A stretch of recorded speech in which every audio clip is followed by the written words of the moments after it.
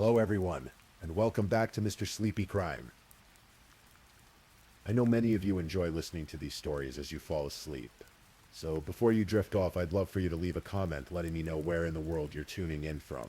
And if you're enjoying the story, don't forget to like and subscribe. It really helps the channel grow. Before we begin, I want to acknowledge that this story involves real people and real tragedies. We tell these stories not for entertainment, but to remember the victims and perhaps help others recognize the warning signs that could prevent similar tragedies. For the best experience, feel free to lower the volume a little, just enough to let the story gently carry you off to sleep. Alright, please get comfortable, dim the lights, and let's dive into tonight's first story. Tonight we'll explore a case that shocked the quiet streets of Dallas, Texas.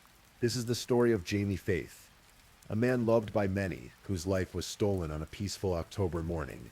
But as investigators would discover, the most dangerous threat didn't come from a stranger in the shadows. It came from within his own home. This is a story about deception, manipulation, and a love that turned deadly. October 9th, 2020. Dawn was just beginning to break over the Oak Cliff neighborhood of Dallas, Texas. It was a Friday morning, crisp and quiet, the kind that promised an ordinary day ahead. Jamie Faith, a 49-year-old American Airlines technology director, was preparing for his morning routine, a simple walk with his wife Jennifer and their beloved dog Maggie. Jamie was the kind of man people genuinely liked. His colleagues at American Airlines remembered him as funny, warm, always ready with a joke to break the tension in a quiet meeting room. He loved travel, good food, and the Green Bay Packers. His friends described him as down-to-earth, the type who didn't take himself too seriously.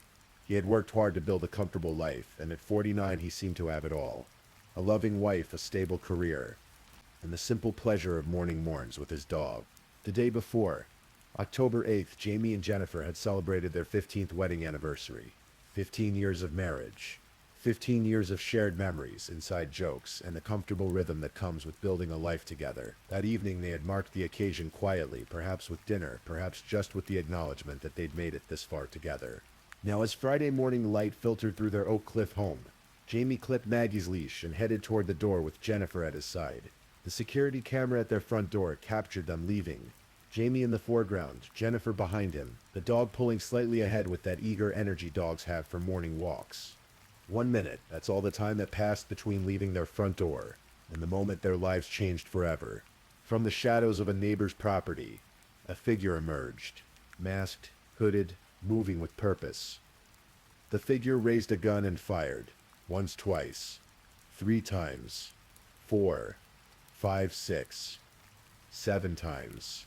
Jamie Faith collapsed in the street just steps from his own front door. The quiet morning exploded with chaos.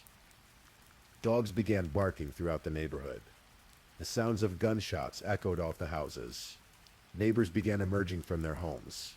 Confused, terrified, Emery Wilson, who lived nearby, heard the commotion and stepped outside. He walked to the end of his walkway and saw what looked like feet, a body lying in the street. As he started running toward the scene to help, he saw the killer masked, hooded, and holding a gun. Wilson immediately ran back inside his house to retrieve his own weapon. But by the time he returned, the shooter was gone. Jennifer Faith was on the ground, her wrists bound with duct tape, screaming hysterically. The shooter had attempted to steal her rings, wrestling with her hands before fleeing. The sound of her screaming was captured on a neighbor's Ring doorbell camera. Raw, visceral cries that seemed to tear through the morning air. The killer ran to a black Nissan Titan pickup truck with a distinctive T decal on the rear window. The truck's engine roared to life and the vehicle sped away from the scene, captured by multiple doorbell cameras in the neighborhood. Jamie Faith never stood a chance. The medical examiner would later confirm that he had been shot 7 times, 3 bullets to the head, 3 to the chest and 1 to the groin. The shots to his head would have killed him almost instantly. At 49 years old, he had been a healthy man. Now he lay dead in the street, his wedding ring torn from his finger, his dog's leash still nearby. Within minutes, Oak Cliff was swarming with police. Dallas homicide detectives Chris Walton and Eric Barnes arrived at the scene to find Jennifer Faith still hysterical, still bearing the duct tape marks on her wrists. She was immediately taken in for questioning, and what she told detectives painted a picture of a terrifying random attack. Through tears and sobs, Jennifer described the morning. She and Jamie had just left their home, she said. They were barely a minute into their walk when a person appeared and started shooting. I turned around and I just saw this person shoot and shoot, she told Detective Walton, her voice breaking. I couldn't believe I didn't know him. Like, why? A lot of shots, 5, 6, maybe. I feel like... And he just kept going, and I'm like, stop it, she continued, describing how the shooter had turned toward her after killing her husband. And then I saw the person turn and, like, just dark eyes coming toward me. And so I yelled no, and I started to run. And he tackled me to the ground. He was trying to attack me the whole time I was screaming. It was a compelling performance. The audio of her screaming during the attack was chilling. The video footage of her crying hysterically afterwards seemed to capture a woman in the depths of trauma and grief. Even seasoned detectives who had seen countless crime scenes were moved by her apparent anguish. But the brutal manner of Jamie Faith's killing troubled investigators. This wasn't a typical robbery. 7 shots, 3 to the head, 3 to the chest, 1 to the groin. That was overkill. That was rage. That was personal. Robbers don't typically shoot someone 7 times and then take the time to duct tape the wife's hands. They grab what they can and run. Defense attorney Christy Jack, later asked to review the case, immediately recognized the pattern. As soon as I saw it, I thought, that's a hit, she said. The execution-style nature of the killing suggested this was planned, targeted, and personal. But who would want Jamie Faith dead? By all accounts, he was a well-liked man with no known enemies. His colleagues at American Airlines spoke highly of him. His friends described him as generous and kind. He didn't seem to have the kind of conflicts that led to murder. Investigators began to do what they always do in such cases. They looked closely at the spouse. Jennifer Faith, on the surface, seemed to be a devastated widow, but in murder investigations, appearances can be deceiving. Jennifer Faith threw herself into the role of grieving widow with remarkable energy. She organized not 1 but 2 funerals for Jamie, one in Dallas where they lived, and one in Phoenix where they had family ties. Both services were meticulously planned, elaborate affairs. Friends and neighbors who attended were struck by the attention to detail. There were custom matchbooks for people to take home, memorial cards, coasters with Jamie's photo. One friend, Teresa Jensen, later remarked that it was more elaborate than any other funeral she'd ever seen. It seemed like Jennifer was determined to honor her husband's memory in every possible way. But Jennifer wasn't just mourning. She was also campaigning. She appeared on WFAA, the local ABC affiliate, making an emotional plea to the public. Her voice trembling, she begged for information about the killer. The truck is absolutely critical, she said, tears streaming down her face. Somebody has got to know whose truck this is. It's a black Nissan Titan, extended cab. It had a Texas Ranger sticker in the back window. The community rallied around her. A neighbor, Jennifer Svalin, organized a GoFundMe campaign to help Jennifer with expenses. The donations poured in from friends, family, neighbors, and even strangers moved by her story. Nearly $60,000 was raised. People wanted to help this woman who had lost her husband so suddenly and violently. Jamie's friends mobilized to support Jennifer and her daughter Amber, Melissa Gonzalez, and Shimona Jackson. Neighbors who had known the Faiths checked in on Jennifer regularly, bringing food, offering shoulders to cry on, doing whatever they could to ease her pain. But while Jennifer was performing grief for the cameras and for her community, detectives were methodically building a picture of her life. And that picture was beginning to look very different from the one she was presenting to the world. As part of standard procedure, detectives asked Jennifer if they could search her cell phone. She agreed. After all, she had nothing to hide, right? She was the victim here, the traumatized widow. But when investigators examined her phone, they noticed something odd. Jennifer had deleted vast amounts of data from her messages and emails. However, she had missed something. In a text message to a friend from April 2020, 6 months before Jamie's murder, Jennifer had mentioned reconnecting with an ex-boyfriend named Darren. Just a first name, but it was enough. Digging deeper into Jennifer's phone records, investigators found something Jennifer hadn't realized was there. Buried in her contacts and email metadata was a full name and address. Darren Ruben Lopez, Cumberland Furnace, Tennessee. Investigators immediately began looking into Darren Lopez. What they found was intriguing. Lopez was a 49-year-old Army Special Forces veteran, a Green Beret who had earned a Purple Heart. He had served multiple tours in Iraq, where he had suffered a traumatic brain injury from a roadside bomb that killed 19 soldiers in his unit. The injury had left him with lasting cognitive and psychological effects. Lopez was going through a divorce and living on a 20-acre property in rural Tennessee, raising his daughters in relative isolation. By all accounts, he was struggling, dealing with PTSD, dealing with his divorce, dealing with the lingering effects of his brain injury. But there was something else. Darren Lopez owned a black Nissan Titan pickup truck. Texas authorities reached out to their counterparts in Tennessee. They needed eyes on Lopez's property. The Tennessee Bureau of Investigation's aviation unit conducted aerial surveillance of Lopez's 20-acre spread. And there it was, captured from above, a black Nissan Titan with a distinctive T sticker on the rear window. It was the same make, model, and distinguishing feature as the truck that had been seen fleeing Jamie Faith's murder. With Lopez identified as a person of interest, investigators obtained warrants for his phone and financial records. What they discovered was staggering. Between May 2020 and January 2021, Jennifer Faith and Darren Lopez had been in contact more than 122,000 times. That worked out to an average of nearly 500 contacts per day. Texts, emails, calls, they were in constant communication. An obsessive level of connection that consumed their days and nights. The relationship had rekindled in early 2020, during the early days of the COVID-19 pandemic. Lopez had reached out to Jennifer on LinkedIn, and they had begun exchanging messages. At first, the conversations were innocent, catching up on old times, sharing family photos, talking about their lives since high school. Darren Lopez and Jennifer Faith had dated in high school. They had gone to prom together. There were photos of them as teenagers, young and smiling, full of the kind of innocent romance that seems so uncomplicated in retrospect. After high school, they had gone their separate ways. Lopez had joined the military. Jennifer had built a life, eventually marrying Jamie Faith. But now, decades later, they were reconnecting. And the innocent catching up quickly turned into something else. Within days of that first LinkedIn message, Lopez was professing his love for Jennifer. Despite being married, despite Lopez going through his own divorce, they fell into an intense emotional affair. They talked constantly. They made plans for a future together. They engaged in explicit conversations detailing fantasies and desires. To anyone looking at their messages, it was clear these two people were deeply obsessively involved with each other. But there was something else in those messages. Something darker. Starting in early summer 2020, Jennifer began telling Darren Lopez that her husband was abusing her. At first, the claims were relatively mild, emotional abuse, controlling behavior. But as the weeks went on, the alleged abuse escalated dramatically.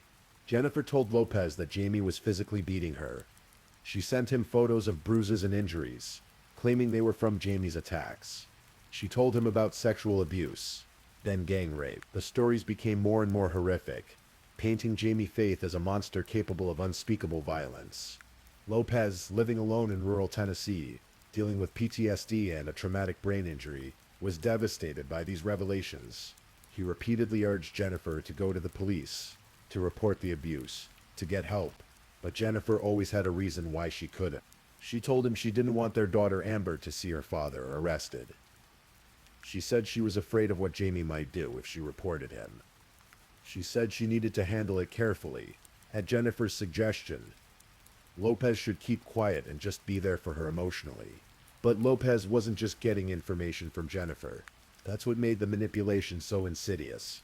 In April 2020, Jennifer created a fake email account using her husband's name. She began sending emails to Lopez, posing as Jamie Faith. These emails taunted Lopez, letting him know that Jamie was aware of the affair. The fake Jamie wrote about physically and sexually abusing Jennifer, describing acts in graphic, disturbing detail. Jennifer also created another fake email account, this time posing as a male friend named Rob Schmidt, a real person who worked with Jennifer, though he had no idea his identity was being used. Through this fake account, Jennifer as Rob confirmed to Lopez that yes, Jamie was abusing Jennifer, and yes, it was getting worse. So now Lopez believed he wasn't just hearing this from Jennifer. He had confirmation from a concerned friend, and he was getting taunting messages from the abuser himself. The web of lies was intricate, designed to manipulate Lopez's protective instincts and his military training. The fake Jamie Faith emails became increasingly threatening. One email claimed that Jamie and his friends were planning an underwater hot tub gang rape as a special anniversary surprise for October 9th, supposedly the anniversary of when Jamie and Jennifer first met. Lopez didn't sleep. He was losing his mind with worry about Jennifer. His messages to her became more desperate. He wanted to call the police. He wanted to fly to Dallas and get her out of there. He wanted to do something, but Jennifer always talked him out of it. She made him promise on his honor as a soldier that he wouldn't call the police, wouldn't tell Amber, wouldn't do anything without talking to her first. And Lopez, whose word meant everything to him from his military training, kept that promise. By early October 2020, Lopez was receiving emails from Rob Schmidt, telling him that Jamie's abuse was reaching critical levels. Jennifer's life was in danger. Something had to be done. According to Lopez's later testimony, he and Jennifer discussed options. Could she leave Jamie and come to Tennessee? Could they run away together? But Jennifer always had reasons why those plans wouldn't work. Jamie would come after them. He would hurt their daughter. He was too powerful, too connected. The only way Jennifer would ever be truly safe, she suggested, was if Jamie were gone. On October 8, 2020, the day of Jamie and Jennifer's 15th anniversary, Darren Lopez made a decision. Late that evening, he got into his black Nissan Titan and began the drive from Cumberland Furnace, Tennessee to Oak Cliff, Texas. It was approximately 650 miles, about a 10-hour drive. Lopez later testified that he didn't make the final decision to kill Jamie until that moment, that evening. He saw himself as a soldier on a rescue mission. He had been trained to protect people, to neutralize threats. In his mind, Jamie Faith was a threat that needed to be eliminated to save the woman he loved. He drove through the night, arriving in Dallas in the early morning hours of October 9th, using information Jennifer had provided. He found the Faith's house in Oak Cliff. He parked nearby and waited, hiding in the yard of a neighboring property. Jennifer had told him the routine. She and Jamie always took Maggie for a walk in the early morning. Lopez just had to wait. At around 7:30 a.m., the Faith's front door opened. Jamie Faith stepped out with his wife and their dog, ready for their morning walk. They had no idea that just yards away, a man with a gun was watching them. Lopez emerged from his hiding spot, his face covered by a mask. He raised his gun, a Smith & Wesson that he had brought from Tennessee, and fired 7 times. 3 bullets struck Jamie Faith in the head. 3 hit him in the chest, tearing through his liver, lungs, heart, aorta, and colon. The final shot hit him in the groin, according to the defense. A deliberate message from a man who believed his victim had been sexually abusing a woman he loved. Jamie Faith collapsed in the street. He was dead almost instantly. After shooting Jamie, Lopez turned to Jennifer. According to the plan, he needed to make it look like a robbery. He pulled out duct tape and wrapped Jennifer's wrists, though not tightly. He attempted to steal her rings, though they wouldn't come off easily. Jennifer screamed. The screams captured on the neighbor's Ring doorbell camera, raw and terrifying. Then Lopez ran back to his truck and drove away, heading back to Tennessee. The entire execution had taken less than 2 minutes. But Lopez had made a mistake. When he had pulled into the neighborhood that morning, a neighbor named Emery Wilson had been arriving home from his night shift. Wilson's security camera had captured the truck, a black Nissan Titan with a distinctive T decal on the rear window. Lopez drove the 650 miles back to his property in Tennessee. Arriving home exhausted, he had done what he believed was necessary. He had saved Jennifer from her monster of a husband. Now they could be together. But back in Dallas, the investigation was moving quickly. The police had that crucial detail, the black Nissan Titan with a T decal. They released this information to the public, hoping someone would recognize the vehicle. And this is where Jennifer Faith's performance reached new levels.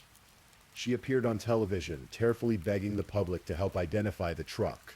"Somebody has got to know whose truck this is," she pleaded. But immediately after that interview, Jennifer sent a text message to Lopez. "I woke up in a bit of a panic. Something is eating away at me, telling me you need to take the sticker out of the back window of the truck." She was covering their tracks. She knew investigators would eventually trace the truck, and she was trying to eliminate the evidence. In another message, she coached Lopez on what to say if anyone asked about their relationship. If asked about you, you are an old friend going through a divorce. We talk every night because I am helping giving support with the girls. Just in case they pulled phone records and ask. Lopez responded, "Good idea, you are doing good." While Jennifer was publicly grieving and privately coaching Lopez, she was also busy with other matters. She filed an insurance claim through Jamie's employer, American Airlines, seeking nearly $629,000 in death benefits. She kept Lopez updated on the status of the claim, texting him about how they could use the money to buy a property in Tennessee where they could finally be together. She also began spending the GoFundMe money. While her community believed they were helping a devastated widow, Jennifer was using the funds to shower Lopez with gifts. She bought him a large screen television. She paid for airline tickets for him to travel. She gave him use of her credit cards, which she paid off using the donated funds. Jennifer Silent, who had organized the GoFundMe campaign, later reflected on this betrayal. "I look at it more as not stealing from GoFundMe, but stealing from her family, her friends, her community, people who love Jamie. That's who she was stealing from." But investigators were closing in. The cell phone data placed Lopez in Dallas at the time of the murder. His financial records showed the gas station stops along his route from Tennessee to Texas and back. The ballistics matched the bullets recovered from Jamie Faith's body came from Lopez's Smith & Wesson. On January 11, 2021, 3 months after Jamie's murder, ATF agents arrested Darren Lopez at his property in Cumberland Furnace, Tennessee. The murder weapon was found inside his home. Jennifer Faith, at this point, knew Lopez had been arrested, but rather than cutting ties, she doubled down. She was no longer able to communicate with him directly, but she found a way. On February 2, 2021, shortly before she herself was charged, Jennifer contacted a third party with a message to pass to Lopez, who was in custody in Dallas. "I am with him. Will always be with him regardless of whatever has happened." The message read, "I've needed to be cautious because every communication is being monitored. Please tell him ASAP. I will always be his."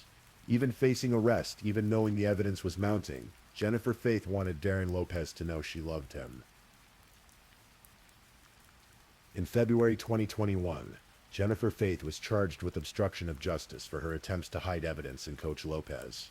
But as investigators dug deeper into the digital evidence, the full scope of her manipulation became clear. They discovered the fake email accounts. They traced the IP addresses back to Jennifer. They found that every single email, supposedly from Jamie Faith and Rob Schmidt, had actually been written by Jennifer. The photos she had sent to Lopez, supposedly showing injuries from abuse, were either from a car accident years earlier or downloaded stock images from the internet. In September 2021, federal prosecutors added a much more serious charge: use of interstate commerce in the commission of murder for hire. This was a death penalty eligible offense. Jennifer Faith was facing the possibility of execution. Faced with overwhelming evidence, Jennifer made a deal. In February 2022, she pleaded guilty to the murder for hire charge. In exchange, prosecutors agreed to drop the obstruction charge and to recommend a sentence of life imprisonment instead of seeking the death penalty. As part of her plea agreement, Jennifer had to admit certain facts. She admitted that Darren Lopez had killed her husband. She admitted that she had created the fake email accounts. She admitted that she had lied about the abuse, that Jamie Faith had never physically or sexually abused her, that the photos were fake, that everything she had told Lopez was a fabrication designed to manipulate him into committing murder. The courtroom on the day of her sentencing was packed. Friends and family of Jamie Faith came to see justice served. The federal prosecutor, Rick Calvert, presented evidence of Jennifer's elaborate deception. The judge heard audio of Jennifer screaming on the morning of the murder. The performance captured on the Ring doorbell camera. They saw video of her tearful television interviews, begging for the public's help.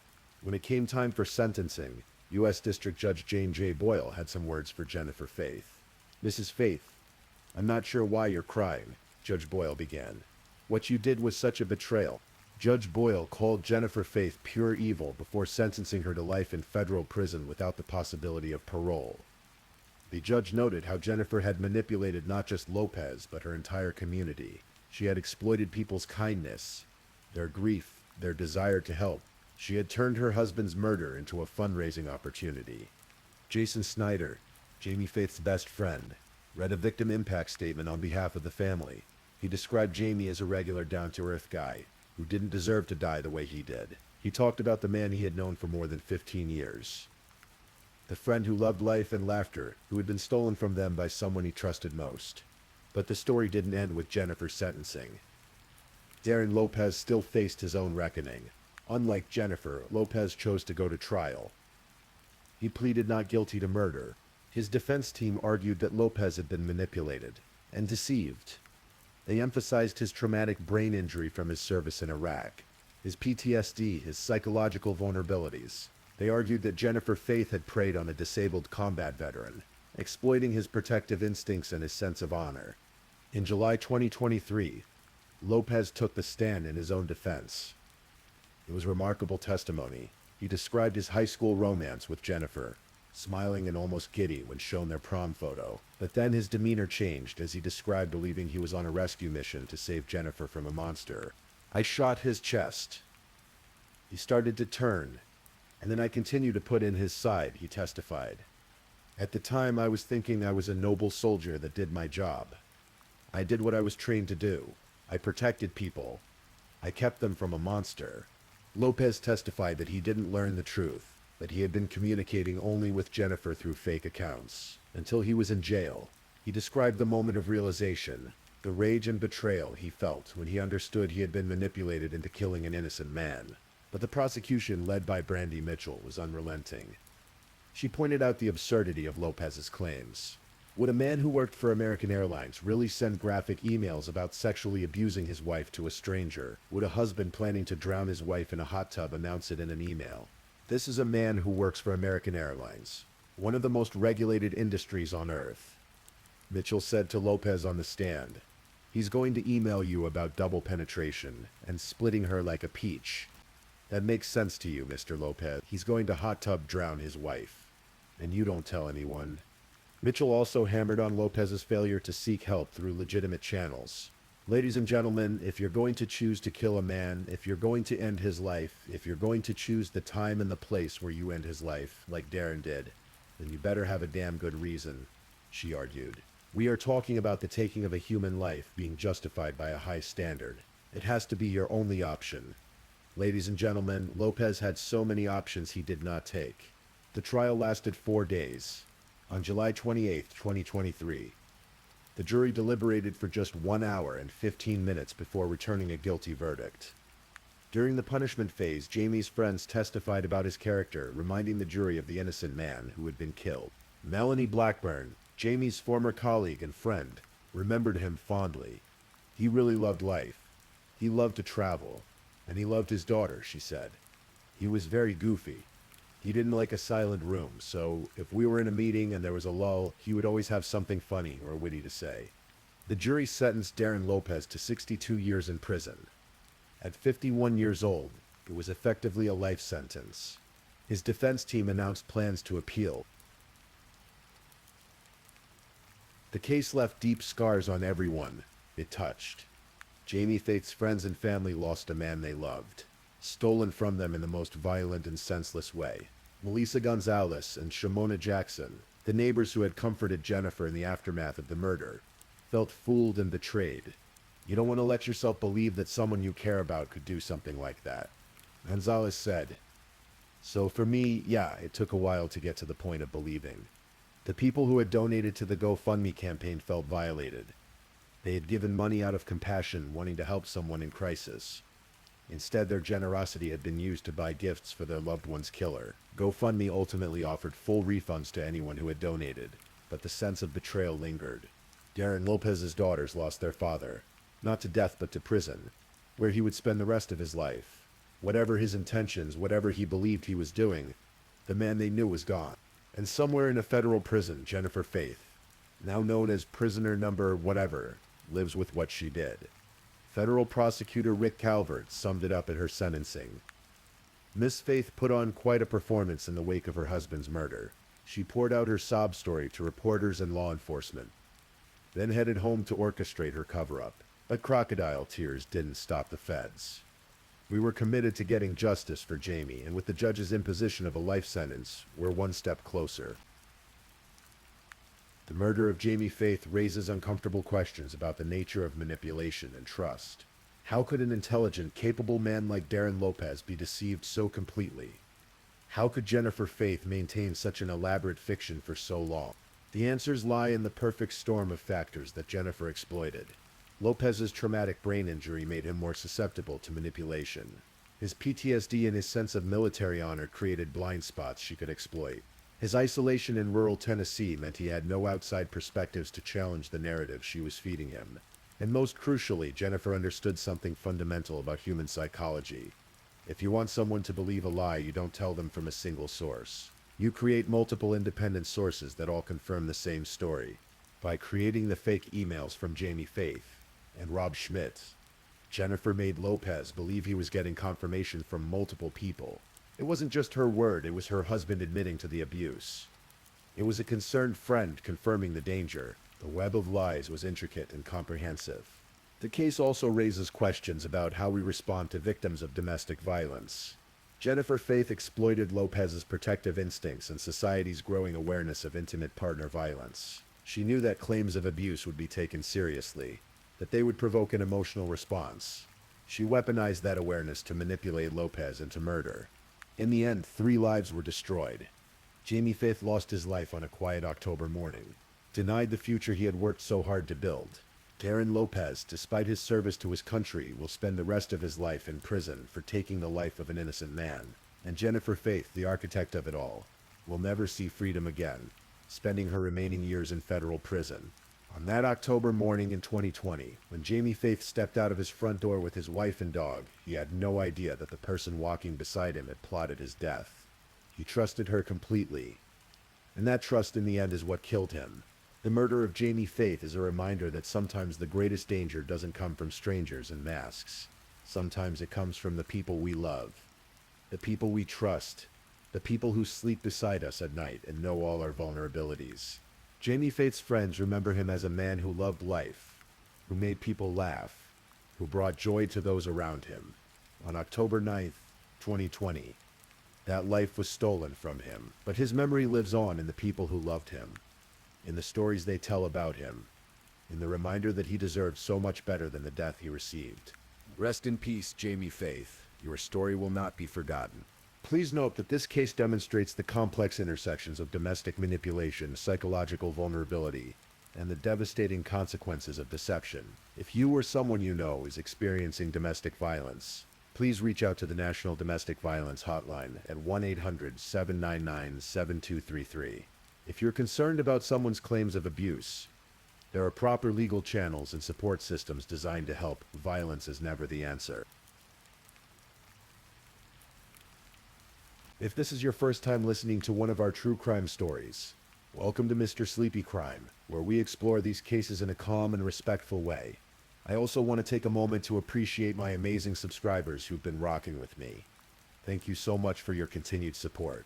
If you're still awake and listening, don't forget to drop a comment. Let me know where you're tuning in from and the current time in your corner of the world. Or just say something to let me know you're still here. And if you haven't already, be sure to like this video and subscribe so you don't miss our next true crime stories for sleep. Now let's move on to our second story. Story 2. In the suburbs of Maryland, just 20 miles north of Washington, D.C., there lived a teacher who everyone seemed to love. Her name was Laura Wallen, and if you asked anyone who knew her, students, colleagues, parents, they'd all tell you the same thing. She was special, the kind of teacher who made you excited to come to class, the kind of person who remembered your birthday and asked about your life outside the classroom walls. Laura taught social studies and law at Wild Lake High School in Columbia, Maryland. Before that, she'd spent 7 years at Murray Hill Middle School, shaping young minds and making history come alive for her students. In 2016, she received an honor that meant the world to her. She was named Teacher of the Year by the senior class. It wasn't just a title, it was a reflection of who she was. At 31 years old, Laura had built a life she was proud of. She lived in Olney, Maryland. In a modest home on Rolling Meadow Way, she had a passion for theater, the kind that made her eyes light up when she talked about it. And in the summer of 2017, she discovered something that filled her with a joy she'd never quite felt before. She was pregnant. 4 months along, carrying a baby boy she'd already named Reed. The father was a man named Tyler Tessier. He was 32, a year older than Laura. Worked as a landscaper. Sometimes he picked up shifts at a meat processing facility called KS Coots in Damascus, a rural area about 40 miles from the city. Tyler lived in Damascus on Halsey Road, in a world that felt far removed from Laura's suburban classroom. They'd known each other for about 10 years. Their relationship wasn't simple. It never had been. They were on and off, breaking up and getting back together in that way. Some couples do when neither person can quite let go. There were arguments. Tyler rarely showed up for family events. Birthdays, holidays, anniversaries. Laura's family noticed. They worried, but Laura believed in him, or at least in the possibility of him. When she found out she was pregnant in June 2017, everything seemed to change. Tyler appeared to step up. He showed Laura's father an engagement ring, signaling his intentions. He spoke of marriage, of building a future together.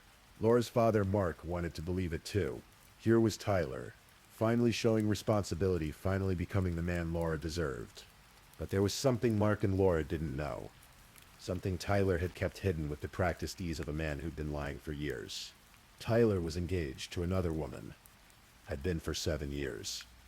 He'd proposed to her in 2017 with the same ring he'd shown Laura's father.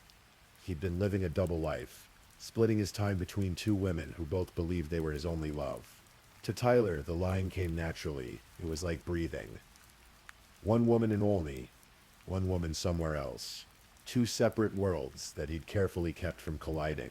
Until Laura found out. We don't know exactly when or how she discovered the truth. Maybe she saw something on his phone. Maybe someone told her. Maybe she just knew, the way you sometimes do when the person you love has been keeping secrets. But by late August 2017, Laura knew about the other woman, and they wanted answers. On August 27th, Laura sent a text message to Tyler's fiancé. Her words were careful, measured. She wasn't looking for a fight. She wrote, "It's important that some things are cleared up, and I imagine that if you were in my position, you'd want some answers as well. By no means is this an attempt at confrontation. She wanted to meet face to face, woman to woman, to understand what had been happening, to figure out what came next." When Tyler found out that Laura had contacted his fiancée, something shifted. He sent a text message that in hindsight reads like a terrible prophecy. "I could literally kill her for what she's done." The first weekend of September 2017 should have been a happy time. The school year was about to start. Laura had spent weeks preparing her classroom, organizing lessons, getting everything ready for her students. She was excited, nervous, maybe about being pregnant and teaching at the same time, but mostly excited. Tyler was supposed to spend that weekend in Pennsylvania with his fiancée. They were going to look at bridesmaid dresses for their upcoming wedding. But on Friday evening, September 1st, Tyler told her he couldn't make the 4-hour drive. He said he'd hurt his knee walking her dog. He needed to rest. There was nothing wrong with his knee. Laura saw her sister that Friday evening. They talked, laughed, made plans. It was the last time anyone in Laura's family would see her alive. On Saturday, September 2nd, Laura and Tyler went to a Safeway grocery store in Olney between 8:30 and 9:30 in the evening. Security cameras captured them together, walking through the aisles, making a purchase. It was the last confirmed sighting of Laura Wallen. That same evening, Laura sent her sister a text message. It read, "Tyler has me on an adventure in the country. Don't know why I'm here, but it's for something." Her sister, curious, asked for a photo. Laura sent one. A wide open field with a tree line in the distance. Vast, empty. She texted, "I'm waiting in a field. It was beautiful, in a way. The kind of place where you might imagine building a house someday, raising a family, watching sunsets."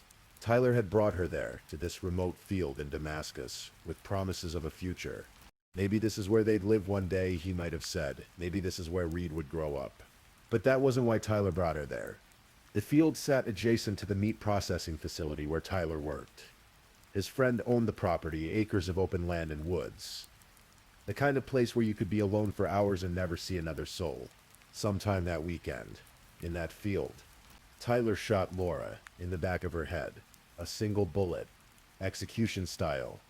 Then he dug a shallow grave and buried her there, her body covered by dirt, her clothing barely hidden beneath the soil. He left her there, 4 months pregnant, 31 years old. A teacher who'd spent her life caring for others. Then Tyler went back to his life. On Sunday night, September 3rd, around 10:30, Tyler sent a text message to an acquaintance. He asked for a late-night ride to Baltimore. It was an odd request, one the friend found strange enough to decline. Tyler apologized and said he was just trying to clean up a mess. On Monday morning, September 4th, Laura's sister received text messages from Laura's phone. They seemed off immediately. One message claimed that Laura was 95% sure Tyler wasn't the father of the baby. Another mentioned getting in touch with someone named Antoine. Actually, Antoine, an ex-boyfriend Laura hadn't spoken to in 2 years. The name was even misspelled in the text. Laura's sister knew something was wrong. Her sister wouldn't share something that important over text. They were close. They told each other everything face to face. Laura's family tried calling her. No answer. They tried texting. Nothing. And then when Wild Lake High School called to say Laura hadn't shown up for the first day of school on Tuesday, September 5th, everyone knew. Laura would never miss the first day of school. Never. If she wasn't there, something was desperately wrong. Her family reported her missing that evening. Montgomery County Police began investigating immediately. They went to her home and only. Everything seemed normal. No signs of a struggle. No indication of where she might have gone. Detectives spoke with Laura's family. They learned about Tyler, about the pregnancy, about the complicated relationship. Tyler became a person of interest almost immediately, but police didn't have enough to arrest him. Not yet. On September 7th, 4 days after Laura went missing, an employee at an apartment complex in Columbia, Maryland, found something strange near a dumpster. A driver's license. Laura Wallen's driver's license. He'd seen posts about her disappearance on Facebook and immediately called police. When officers arrived, they found Laura's car, a 2011 black Ford Escape, backed into a parking space. The front license plate had been removed. Between September 5th and 11th, detectives interviewed Tyler multiple times. Each time his story changed. First, he denied knowing anything about Laura's disappearance. Then he admitted to driving her car to Columbia. He admitted to throwing away her phone and license in the dumpster. He admitted to sending those text messages from her phone, pretending to be her. He admitted he was engaged to another woman, something he'd initially denied. But he didn't admit to murder. Not yet. Police started piecing things together. They discovered Tyler had been making repeated trips to the property in Damascus, the same property in the photo Laura had sent her sister. The field where she'd been waiting. Multiple people saw him there after Laura went missing. He'd go out there and just stay. Walking the property. Watching. On September 11th, a Monday, a week after Laura's disappearance, police held a press conference. Laura's parents, Mark and Gwen Wallen, sat at a table, appealing to the public for help. They announced a $25,000 reward for information. And sitting right next to them, holding Laura's mother's hand, was Tyler Tessier. He cried as he spoke to the cameras. His voice broke with emotion. Laura, if you're listening, it doesn't matter what's happened. It doesn't matter what type of trouble. There's nothing we can't fix together. Myself and your family. There are so many people that miss you. Laura's mother, Gwen, sat beside him, shaking so badly she needed both hands to hold his one hand. It was her husband later said, the hardest thing she'd ever done. But they did it, because if Tyler knew where their daughter was, if there was any chance she was still alive, they needed him to talk. The truth was, detectives already suspected Tyler. They'd found inconsistencies in his stories. They knew about the other woman. They knew he'd been at the field multiple times. This press conference was a calculated move. They wanted to see what Tyler would say, how he would act, whether he would slip up. 2 days later, on Wednesday, September 13th, police executed a search warrant on the Damascus property. It was a sprawling piece of land, hundreds of acres of fields and woods. The search and rescue team arrived with cadaver dogs. The dogs picked up a scent in a field adjacent to the main property. Officers found a patch of disturbed earth, freshly dug, and there in a shallow grave, they found her, Laura Wallen's body. still partially clothed, the fabric of her purple clothing visible through the dirt. She'd been there the whole time, just miles from where Tyler stayed, steps from where he worked, in the exact spot from the photo she'd sent her sister. When she'd written, "Tyler has me on an adventure in the country." Tyler was arrested that evening in Hyattstown. He was charged with first-degree murder, tampering with evidence, and making false statements to police. The autopsy revealed what investigators had suspected. Laura had been shot once in the back of the head. The bullet had been too damaged for forensic testing, but it was consistent with a .22 caliber round. Police found 4.22 caliber rifles at the meat processing facility where Tyler worked. At his bond hearing the next day, a judge looked at Tyler via video monitor and said, "I do think that you are a danger to the community." He was held without bond. Laura's father, Mark, spoke to reporters outside the courthouse. His voice was tight with anger and grief. "He is a monster," he said. "He's a liar." As the investigation continued, more details emerged. Tyler had told friends, just days after the murder, about a conversation regarding someone in an abusive relationship. "If we kill him," Tyler had said casually, "there's lots of fields where bodies can be buried in Montgomery County." He'd been planning it, thinking about it. Maybe for weeks, maybe from the moment Laura sent that text to his fiancée. Prosecutors built their case throughout 2018. They believed the motive was clear. Tyler's carefully constructed double life was about to collapse. Laura had discovered everything. She was pregnant with his child. She wanted to meet his fiancée face to face. He couldn't let that happen, so he arranged to take her on an adventure to a remote field. He told her stories about their future, and then he shot her in the back of the head and buried her in a grave he'd likely already dug. The trial was scheduled to begin on September 6, 2018, almost exactly 1 year after Laura's death. Jury selection took place over several days. 65 prospective jurors arrived on Thursday morning, September 6th, ready for opening arguments to begin. Tyler had been awake since 4 in the morning, preparing for court. Guards saw him in his cell at 4:36. Breakfast was brought to him at 4:45. He refused to eat. At 4:55 in the morning, a guard found Tyler hanging in his cell, a bed sheet wrapped around his neck. He was pronounced dead at 5:32. At 9:30 that morning, Judge Michael Mason addressed the prospective jurors. "I know part of my instructions to you was to avoid all exposure to local news," he said. "So I expect what I'm about to tell you will come as a shock. There is no easy way to tell you this, but the defendant was found dead in his cell at 5 o'clock this morning, apparently a suicide. So there will be no trial." Tyler had left behind 5 letters. None of them admitted to murdering Laura Wallen. The contents were never made public. Later that day, prosecutors held a press conference. Montgomery County State's Attorney John McCarthy stood before reporters, visibly frustrated. "We were robbed this morning of the opportunity to allow the public to know the true nature and details of this crime," he said. "There should be no question in anyone's mind in this county that this was Laura's killer. I think today was where it was all going to crush down on him. He knew the discovery. He knew the evidence. And he knew today was the reckoning. I think he took the coward's way out." He continued. Tyler Tessier had psychotic behavior that he carried on as he maintained a dual relationship with 2 women, one for 10 years and one for 7 years. To Tyler Tessier, lying was like breathing. Laura's family stood beside the prosecutors. Her father, Mark, said, "Our daughter Laura was love and light. It has been a very difficult year for our entire family." Laura's sister Jen, her voice breaking, said she'd been looking forward to experiencing the journey of motherhood alongside Laura, to watching their children grow up together. All of that had been taken away. Laura's brother-in-law, John, noted that in all the years Tyler had been with Laura, 10 years, he'd never shown up for a single family event. Not one birthday, not one holiday, not one anniversary. "He stood our family up for the last time today," John said. "There would be no trial, no verdict, no justice in the way we usually understand it." But Laura's legacy didn't end there. Her family worked tirelessly with the Maryland legislature to pass what became known as Laura and Reed's Law.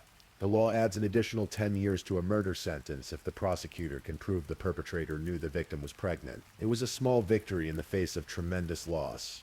A way to acknowledge that Tyler hadn't just killed Laura, he'd killed Reed too. The grandson Laura's parents would never know. At Murray Hill Middle School, where Laura had taught for 7 years, two teachers created the Laura Wallen Drama Scholarship to honor her love of theater.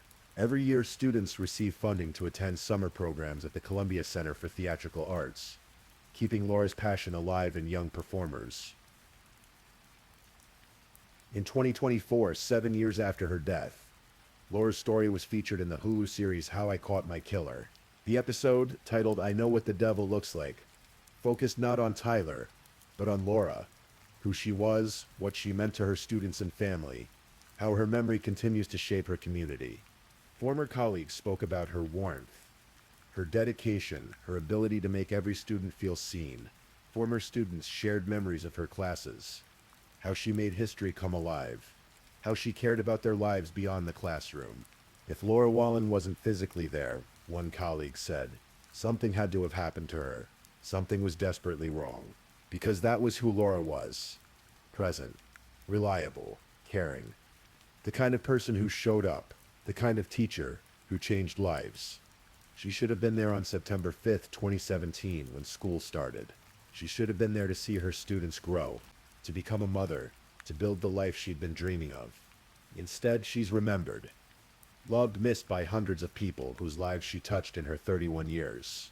Tyler Tessier made a choice that September weekend, a calculated, deliberate choice to end two lives, Laura's and Reed's, rather than face the consequences of his lies.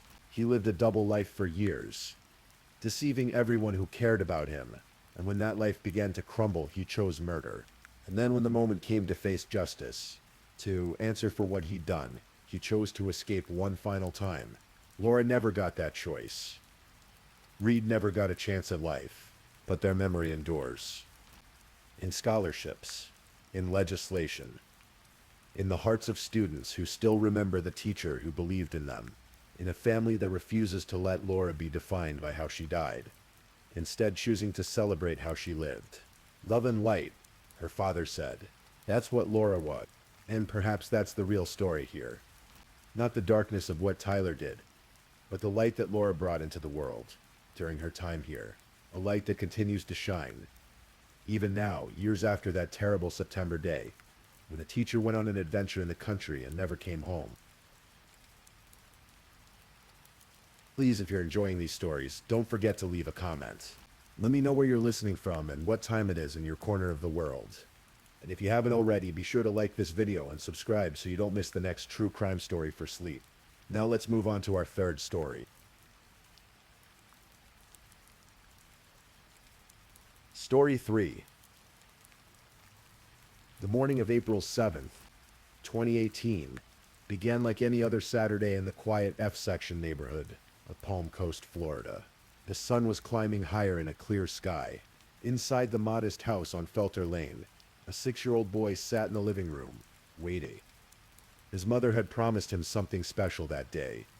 They were going to the county fair together. In the kitchen, 25-year-old Brandy Salenza moved about, getting ready for the day. She was petite, standing just over 5 feet tall, with an easy smile that those who knew her remembered fondly. Friends from school would later describe her as one of the sweetest people they'd ever known. A great mom, a loyal friend. The house was equipped with an elaborate security system. Multiple cameras pointed both inside and out, monitoring nearly every room. The system had been installed by Brandy's husband, Keith Johansson, who was 36 years old and significantly taller than his young wife. The cameras recorded constantly, storing footage on servers maintained by a company in California. That morning, one of those cameras captured Brandy in the kitchen with her son. She was calm, drinking something, talking with the boy about their plans. The child told his mother he loved her. Those may have been the last words Brandy heard that truly mattered, because within moments, everything would change. At 10:38 in the morning, the Flagler County Sheriff's Office received a 911 call. The caller was Keith Johansson. His voice came through the line, reporting that his wife had been shot. He claimed he'd been in the shower when he heard gunshots. When he emerged, wet and confused, he said he found Brandy with gunshot wounds. But the cameras, those silent witnesses Keith himself had installed, told a different story. When deputies on Palm Coast Fire Rescue arrived at 23 Felter Lane, they found a scene that immediately raised questions. Brandy Salenza lay in the master bedroom, struck by two 9mm bullets. One had entered the center of her chest. The other had hit her right breast. She was 25 years old, and she was gone. Keith Johansson stood there, giving his account. He'd been in the shower, he insisted. He heard shots. He rushed out. He didn't know what happened. Maybe, he suggested, Brandy had accidentally shot herself, though how someone shoots themselves twice with a 9mm handgun was a question that hung heavy in the air. The home was a crime scene now, and investigators began their methodical work. They photographed everything. They documented the positions of two firearms found near Brandy's body, a Canik handgun and a Beretta. They collected evidence, and they secured the surveillance footage. What they found in that footage would transform this from a tragic accident into something far darker. Sheriff Rick Staley would later say they suspected from the start this was a murder. But time was on their side.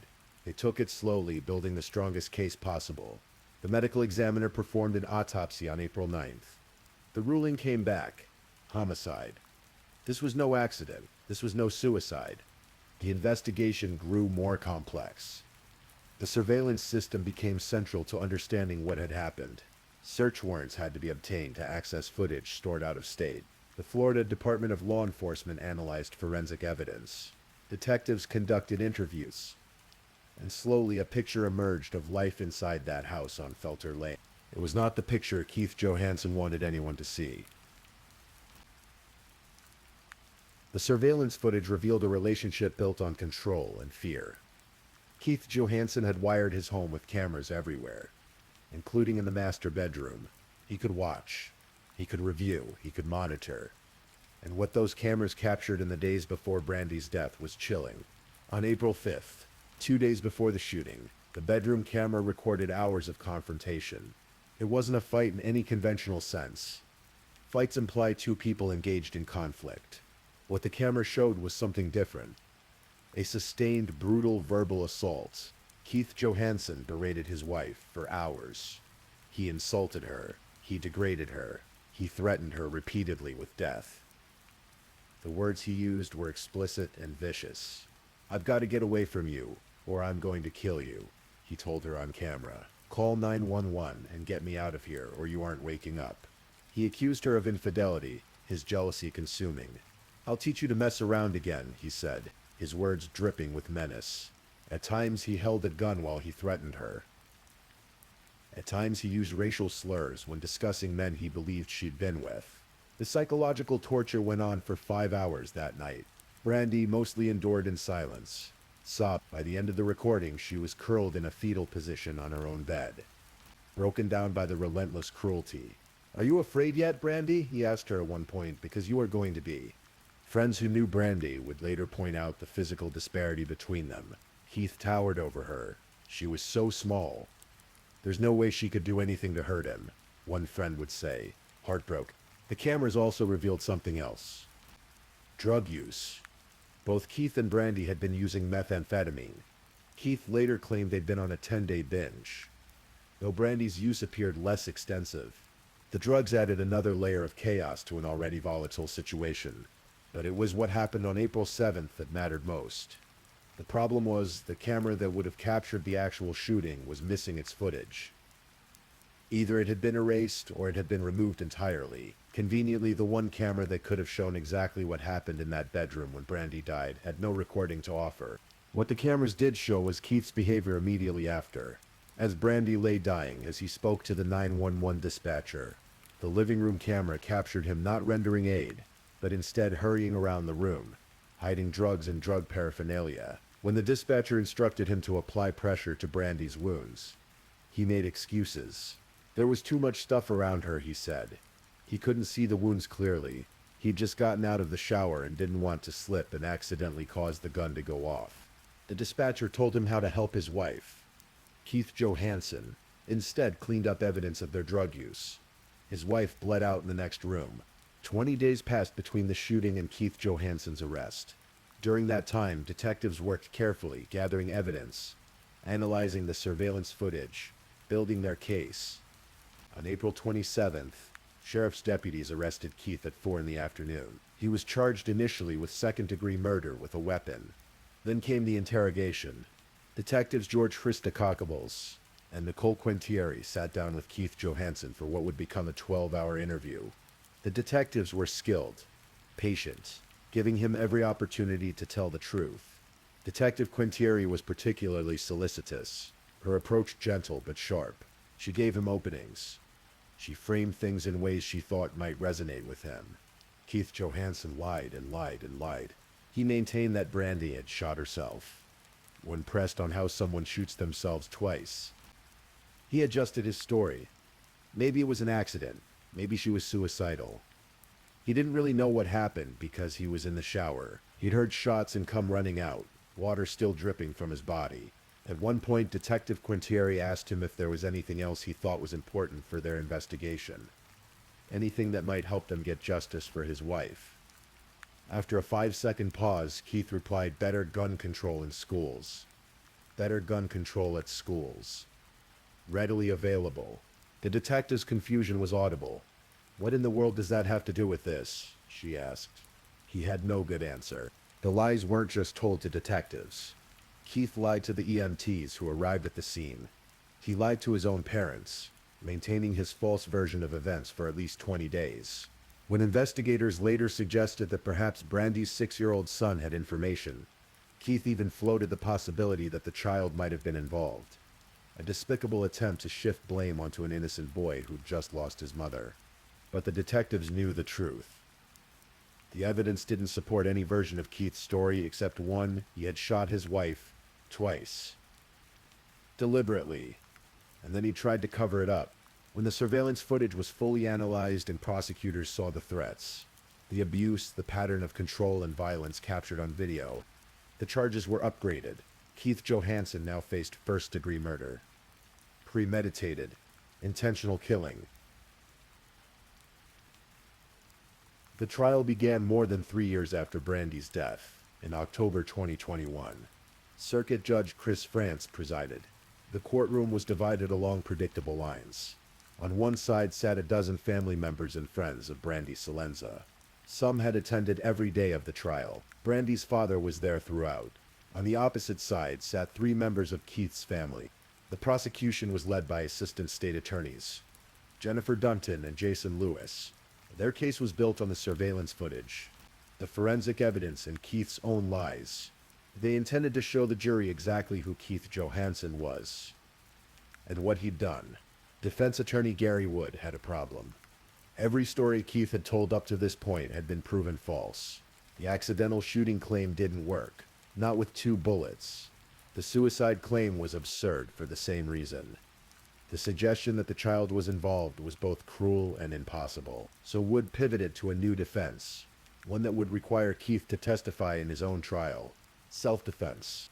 In opening arguments, Wood told the jury that Brandy had attacked Keith, that she'd pointed a gun at him, that he'd fired in self-defense to protect himself from imminent harm. It was a dramatic shift in strategy, and it meant abandoning all of Keith's previous explanations as lies. Wood acknowledged this directly.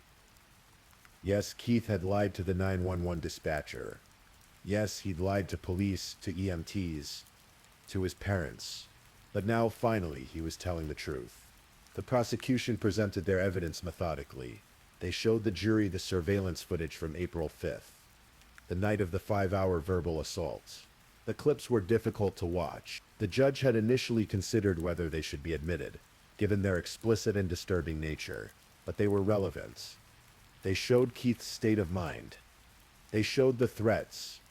They showed a man who had told his wife on camera that he would kill her. Those were the words of this defendant, 2 days before his wife, Brandy Salenza, was found shot and killed in their home. Dunton told the jury. Medical examiner testimony established exactly how Brandy died. 2 gunshot wounds. The forensic weapons analyst explained the mechanics of the shooting. The detectives testified about the investigation, the interrogation, the evolving stories Keith told, and then Keith Johansen took the stand. His testimony was remarkable for its lack of emotion. He sat in the witness box and explained, in a clinical, detached manner, how he'd shot his wife. "Man, I wish I had a diagram to show you," he said at one point, as if discussing a mechanical problem rather than the moment he ended his wife's life. He described the 10 days of methamphetamine use. He explained away the threats on the surveillance footage, claiming he didn't really mean them. The 5-hour verbal assault wasn't a big fight, he insisted. I mean, it was, but it wasn't. He admitted to lying to everyone, but claimed he did so to protect Brandy's reputation. He didn't want his parents to know about the drugs. Now, he said, Brandy had come at him with a gun. She was out of her mind from drug withdrawal. She was gonna shoot him. He had no choice. He fired twice in self-defense. The prosecution's cross-examination was devastating. They confronted him with each lie, each inconsistency, each changed story. They asked him about hiding drugs while Brandy died. They asked him about his refusal to help her. They reminded the jury that Keith had suggested a neighbor might have done it, that Brandy's own child might have done it, before finally admitting he pulled the trigger. The testimony revealed something else, something the jury would later consider. Brandy's son had told investigators that right before he heard the gunshots, he heard his mother scream, a scream of fear, a scream that contradicted everything about Keith's self-defense claim. The jury deliberated for 2 hours and 50 minutes. 8 men and 4 women considered the evidence, the testimony, the surveillance footage that showed who Keith Johansen really was. They had questions during their deliberation. They wanted to know whether the fact that there was no video of the actual shooting, no eyewitness besides Keith himself, constituted reasonable doubt. The prosecution had anticipated this. You get to rely on circumstantial evidence. Assistant State Attorney Lewis had told them in closing arguments. The jury examined what they knew. Keith's threats to kill Brandy on camera, his possession and brandishing of firearms in those threats, the missing camera footage from the exact location where the shooting occurred, the 2 bullets in Brandy's chest, the fact that Keith had lied repeatedly, changing his story multiple times, the drugs he'd hidden while his wife died, the 6-year-old boy who heard his mother scream. On October 28, 2021, they reached their unanimous decision. Guilty. First-degree premeditated murder.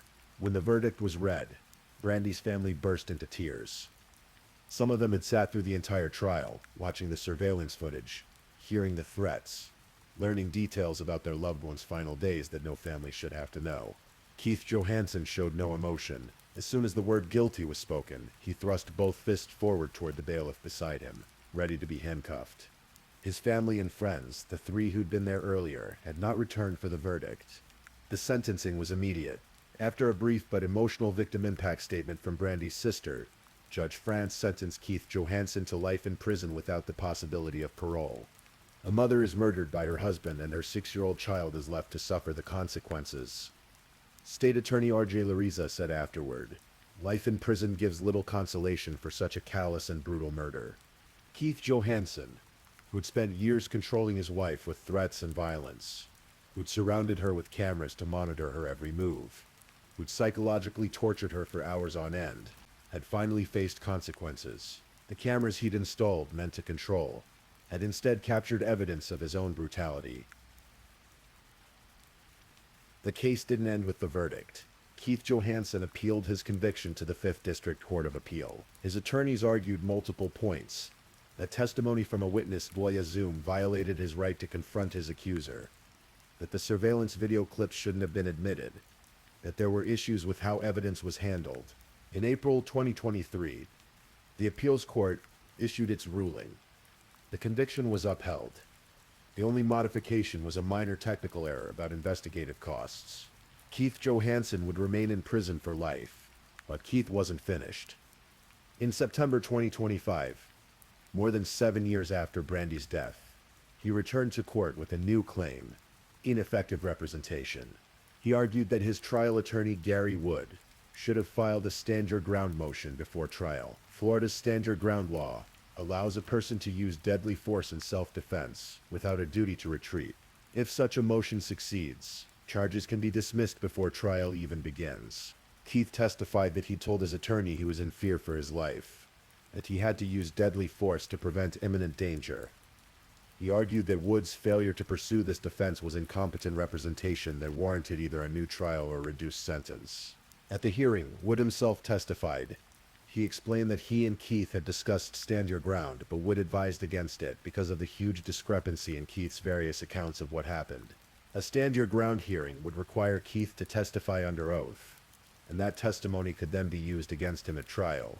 Wood had made a strategic decision based on his client's credibility problems. The prosecution, now represented by Assistant State Attorney Jason Lewis, pointed out the flaws in Keith's argument. How could stand your ground apply when Brandy's son heard her scream right before she was shot? You claim that it was self-defense, Lewis asked Keith during the hearing. You don't think 12 people hearing that Brandy screamed right before you shot and killed her, that's going to push them over the top to think that you premeditated killing her? Keith had no good answer. He said Brandy was screaming and not in her right mind. Circuit Judge Dawn Nichols, the third judge to preside over aspects of this case, took Keith's motion under advisement.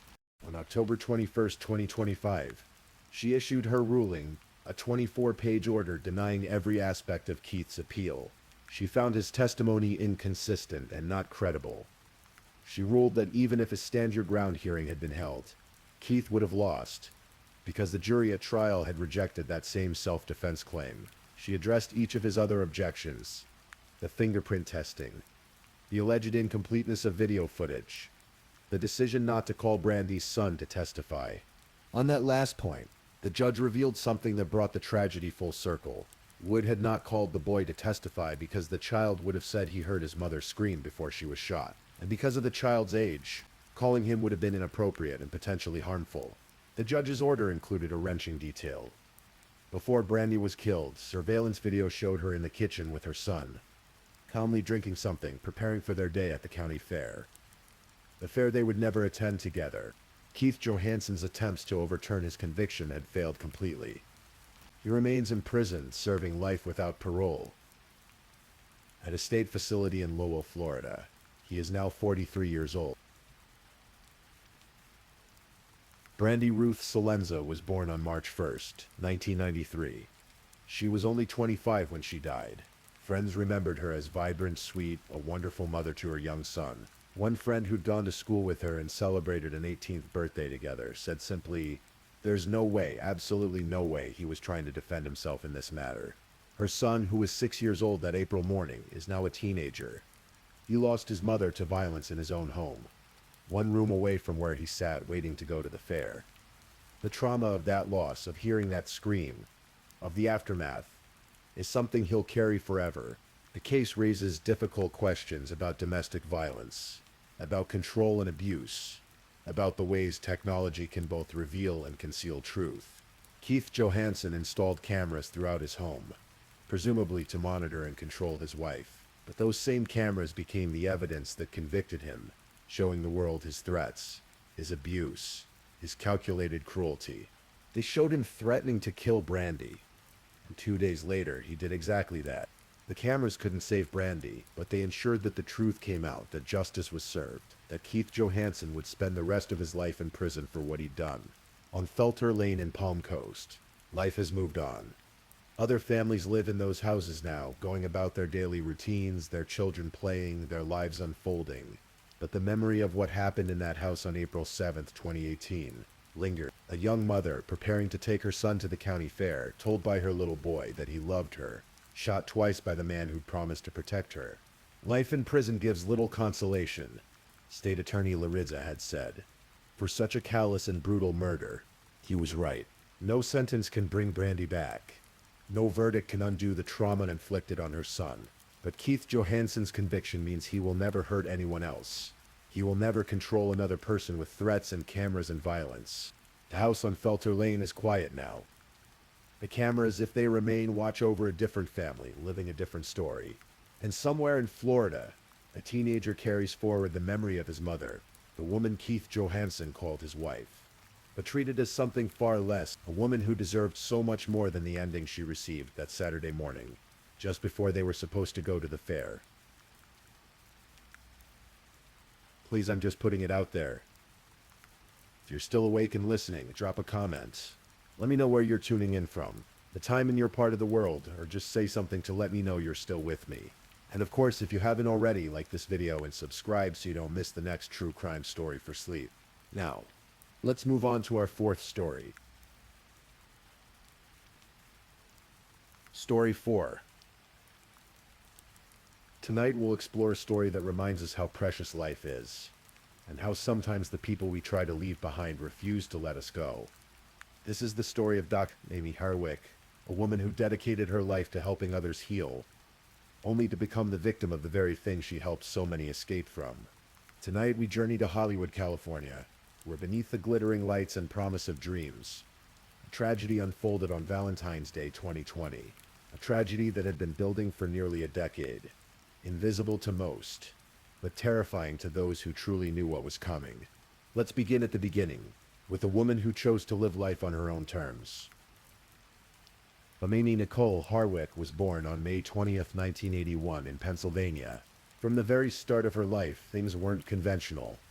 She was adopted as a child and spent a brief period in foster care during her teenage years. These early experiences of instability and searching for belonging would shape the woman she would become.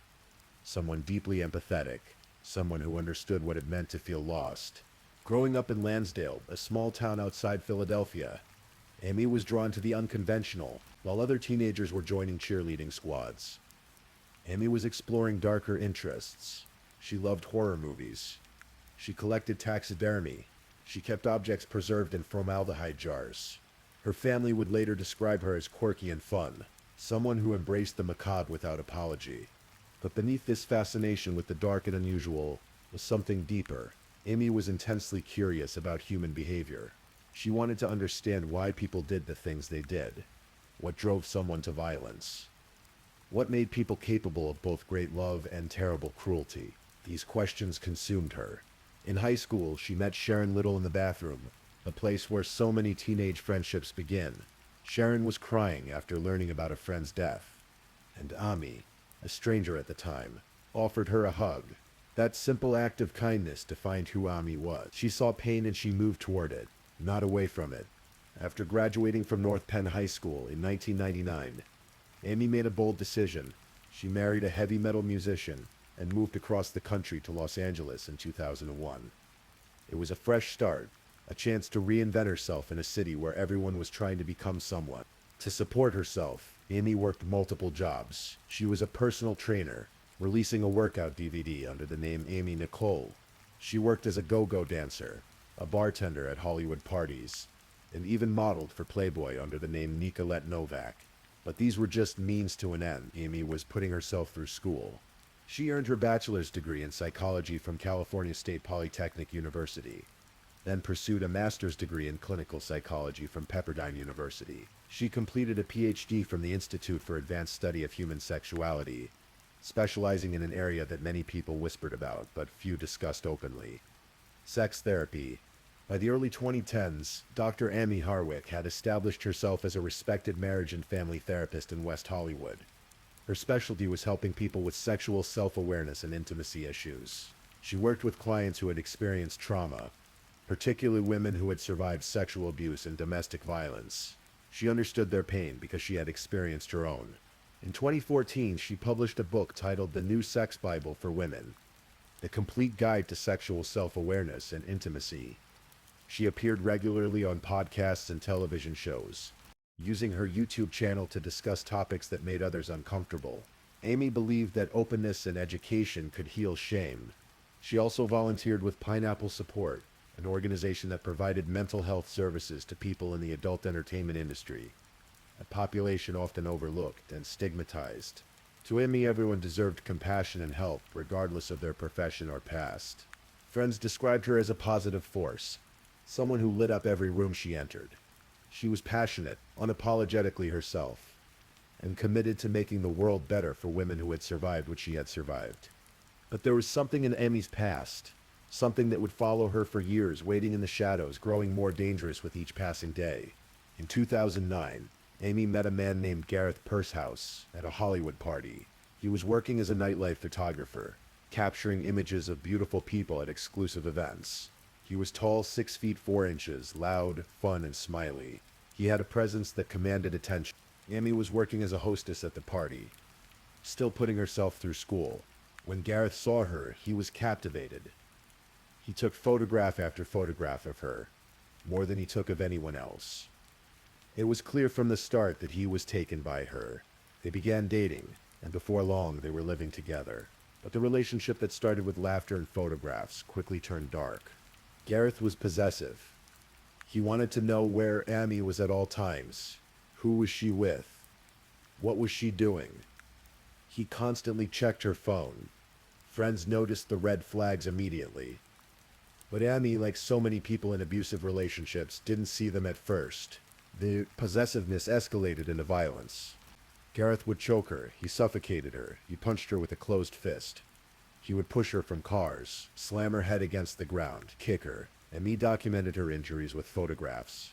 Bruises, cuts, evidence of what was happening behind closed doors. On June 22, 2011, after Gareth pushed her from a car, injuring her back, Amy filed her first petition for a restraining order, but she didn't follow through with prosecution. It's a common pattern in domestic violence cases. Victims often feel trapped, afraid, or hope that things will change. But things didn't change, they got worse. In March of 2012, Gareth broke into Amy's apartment. He smashed 10 picture frames on her door and told her things will get worse. The next day, he returned and taped 4 dozen roses to her entrance. The classic abuser's apology, the cycle of violence and reconciliation that keeps victims trapped. This time, Amy followed through. On March 22, 2012, she obtained a restraining order against Gareth Pursehouse. The document detailed the pattern of abuse. The choking, the punching, the suffocation, the forced entry into her home, and the bloody nose from his roughness. Amy ended the relationship. She moved to a new apartment. She tried to start over, and for a while it seemed like it had worked. But within a month of obtaining the restraining order, Amy believed Gareth had broken into her new place. Picture frames were smashed. Her laptop was wiped clean. She went to the police, but without evidence there was nothing they could do. Still, Amy tried to move forward. She focused on her career. She helped other women escape situations just like the one she had survived. And for 8 years she managed to avoid Gareth Pursehouse. 8 years of peace. 8 years of building a life. 8 years of thinking maybe, just maybe, she was finally free. But Gareth never forgot about her. He never moved on. Friends of Amy would later say she occasionally referred to him as my stalker. She knew deep down that he was still out there, still thinking about her. And she was right. In the summer of 2017, at one of those glittering Hollywood parties where Amy had once worked as a hostess, she was now behind the bar, moonlighting to make extra money. That night, she met someone who would change her life in the best way possible. Drew Carey, the beloved comedian and host of The Price is Right, walked into the party. When he saw Amy, he was immediately struck by her intelligence, her warmth, her authenticity. They began talking, and Drew knew within weeks that he wanted to marry her.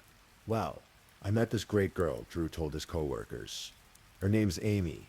She's a PhD and she's a therapist. If this keeps going the way it's going, I'm going to marry her." Their first date was at Disneyland, the happiest place on earth. For Drew, who had never been married despite his fame and success, Amy was special. She was smart, funny, compassionate. She made him feel like he could open up completely and be himself. For Amy, Drew represented stability and genuine love. He appreciated her mind, her work, her passion for helping others. He saw all of her and loved her anyway. In January 2018, Drew proposed, and Amy said yes. On Valentine's Day 2018, Drew introduced Amy to the world during a special episode of The Price is Right. Millions of viewers watched as Drew announced his engagement to this beautiful therapist. It should have been a fairy tale moment, but fairy tales don't exist in the real world. And that public announcement had consequences Amy hadn't anticipated. Every time there was a headline about Amy and Drew, every time they appeared in photographs together, Amy worried. She suspected that Gareth was seeing these images, reading these articles, and that each one was triggering something dark inside him. "I wish you weren't famous," Amy would tell Drew. "This is all because I'm dating you." Drew's career demanded travel, long hours on set, and constant public appearances. Amy found herself staying alone at Drew's house when he was away. One time she called the police to report trespassing on the property. The pressure of fame, the fear of Gareth, and the challenges of blending their very different lives began to take their toll. Despite trying couples therapy, despite their genuine love for each other, Drew and Amy ended their engagement in late 2018. Friends described the breakup as amicable. They still loved each other, but sometimes love isn't enough to overcome circumstance. They fell out of touch after that. Drew began a new relationship. Amy focused on her practice and her friends. Life moved forward, as it always does. But on February 13th, 2020, the night before Valentine's Day, Drew received a text message he hadn't expected. It was from Amy. "I would love to get together with you and talk," she wrote. Drew's heart leaped. "Yeah, I would love to do that," he texted back. "I love you." They never got that chance. On January 16th, 2020, Amy attended the XBiz Awards, an adult entertainment industry awards ceremony. She was there on behalf of Pineapple Support, the mental health organization she volunteered with. It was supposed to be a professional event, a chance to advocate for the people she cared about. Gareth Pursehouse was there too. He was working as a red carpet photographer. They hadn't seen each other in 8 years. 8 years since the restraining order. 8 years since Amy had escaped. Amy was with her friend and fellow therapist when Gareth approached. He came up behind her and started screaming. "Why are you here? Why are you here?" He was sobbing. His head was in his hands. He was hyperventilating, distorting his face, shaking violently. The emotional breakdown was so extreme that people around them stopped and stared. Amy, falling back on her training as a therapist, went into what she would later call therapist mode. She tried to calm him down. She talked with him for almost an hour, trying to de-escalate the situation, trying to help him despite her fear. But during that conversation, Gareth revealed something terrifying. He couldn't stop obsessing over her. He told her.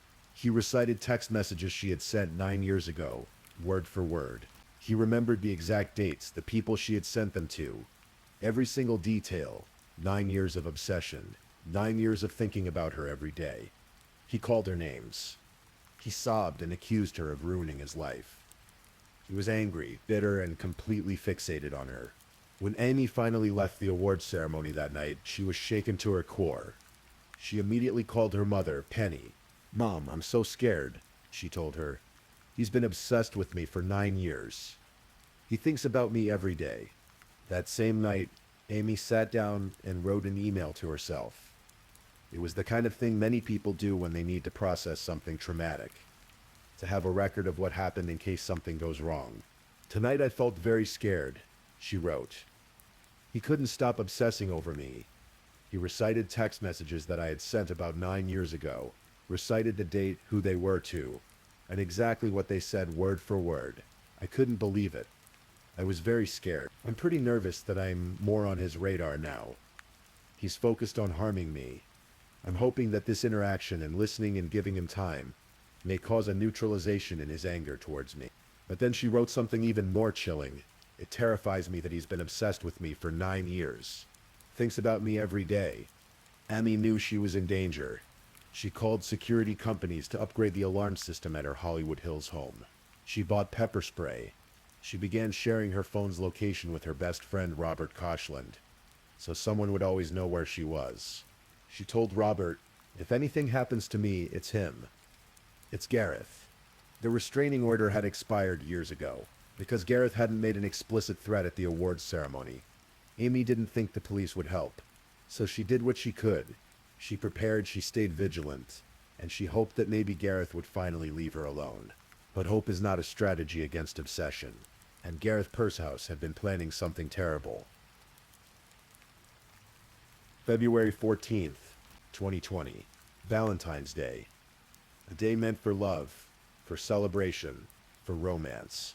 Amy spent that day hiking with her friend Cleopatra Slow, enjoying the California sunshine. Later that evening, she attended a burlesque show at the Globe Theater with several friends. Her friend Miss Tosh had organized the event. A celebration for everyone, single, coupled, happy, or heartbroken. Amy wore a rosary beaded necklace that night. She was laughing, taking pictures, cheering on the performers. After the show, she and her friends skipped the after party and went to the Nomad for tea, talking and enjoying each other's company.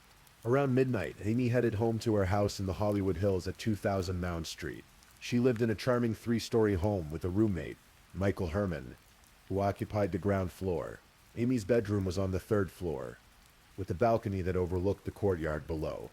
But while Amy had been out with friends that evening, someone had been inside her home, waiting.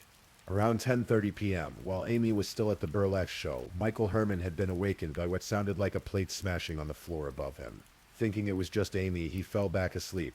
But it wasn't Amy. It was Gareth Pursehouse, breaking in through the French doors, shattering a glass panel to reach inside and unlock them. Once inside, he began his wait. Investigators would later theorize that Gareth waited for hours in that house, hidden in the darkness, preparing for what he planned to do.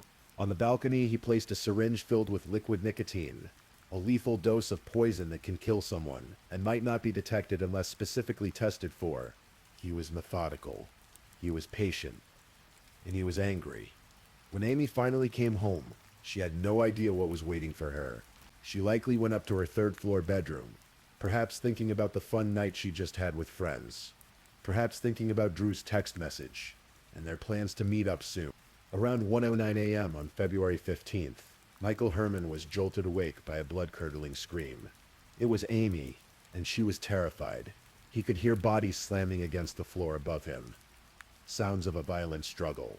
Michael jumped out of bed and yelled up the stairs, hoping to scare off the intruder. But the sounds continued. Unable to find his phone in the dark, Michael made the agonizing decision to leave ME and run for help.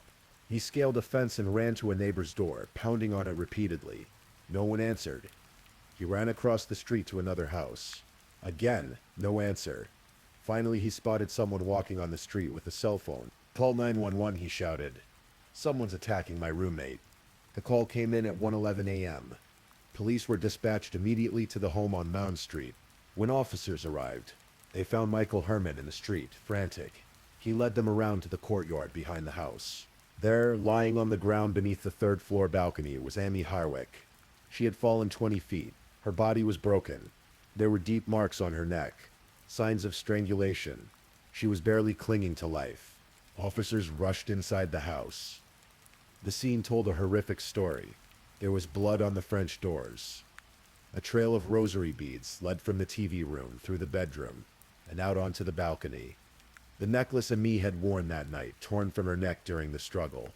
On the balcony, officers found the syringe filled with yellowish-brown liquid. At first, they thought it might be heroin, but Detective Scott Masterson knew better.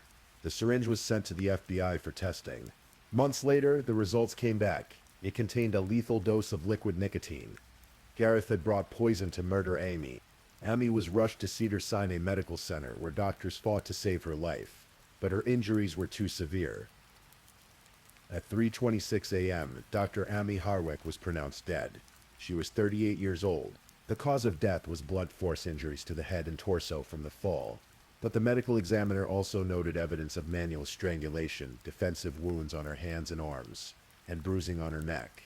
Amy had fought for her life with everything she had, but she had been up against someone much bigger, much stronger, and consumed by rage. When police interviewed Michael Herman at the scene, he told them about Amy's ex-boyfriend, the one she'd had a restraining order against. He couldn't remember the name, but he knew Amy's friend Robert would. Robert Koechlin rushed to the police station. When detectives asked him if he knew who might have done this, he didn't hesitate. "Yeah, Gareth," he said. "Gareth Pursehouse. You need to go find this guy right away." Detectives immediately began pulling up Gareth's information. They learned about the restraining orders from 2011 and 2012. They read the police reports detailing years of abuse. They learned about the encounter at the awards ceremony just 1 month earlier. They obtained Amy's email, the one she had written to herself after seeing Gareth at the X-Biz Awards. The email that would later be described by Detective Masterson as the closest we've ever had to a victim testifying in their murder. Within 13 hours of Amy's death, police descended on Gareth Purshouse's beachside home in Playa del Rey. Officers activated their body cameras as they approached. Gareth answered the door, playing innocent. "What's this about?" he asked. "Why do you want to talk?" "Oh yeah, I know Amy." "Sure." But the evidence was written all over his body. He had a black eye. There were scratches on his neck, chest, and arms. On his inner bicep was what appeared to be a bite mark. Evidence of Amy's desperate fight for survival. To us, it was indicative of Amy fighting for her life, prosecutor Victor Avila would later say. But she was obviously up against a much bigger, stronger opponent. Gareth claimed he'd been at home doing renovations. He said the black eye was from a home improvement project gone wrong, but detectives weren't buying it. Gareth Pershouse was arrested and charged with 1 count of murder and 1 count of first-degree residential burglary, with the special circumstance allegation of lying in wait, meaning he could be eligible for the death penalty. He was initially released on a $2 million bond a few days later, but then something happened that sent investigators back into action. Jane's Addiction guitarist Dave Navarro, who was friends with Amy, contacted police with a chilling warning. He had received information that Gareth might be planning to target another victim. Gareth was rearrested 4 days after his release on a no-bail warrant. He would remain in custody, awaiting trial for the next 3.5 years.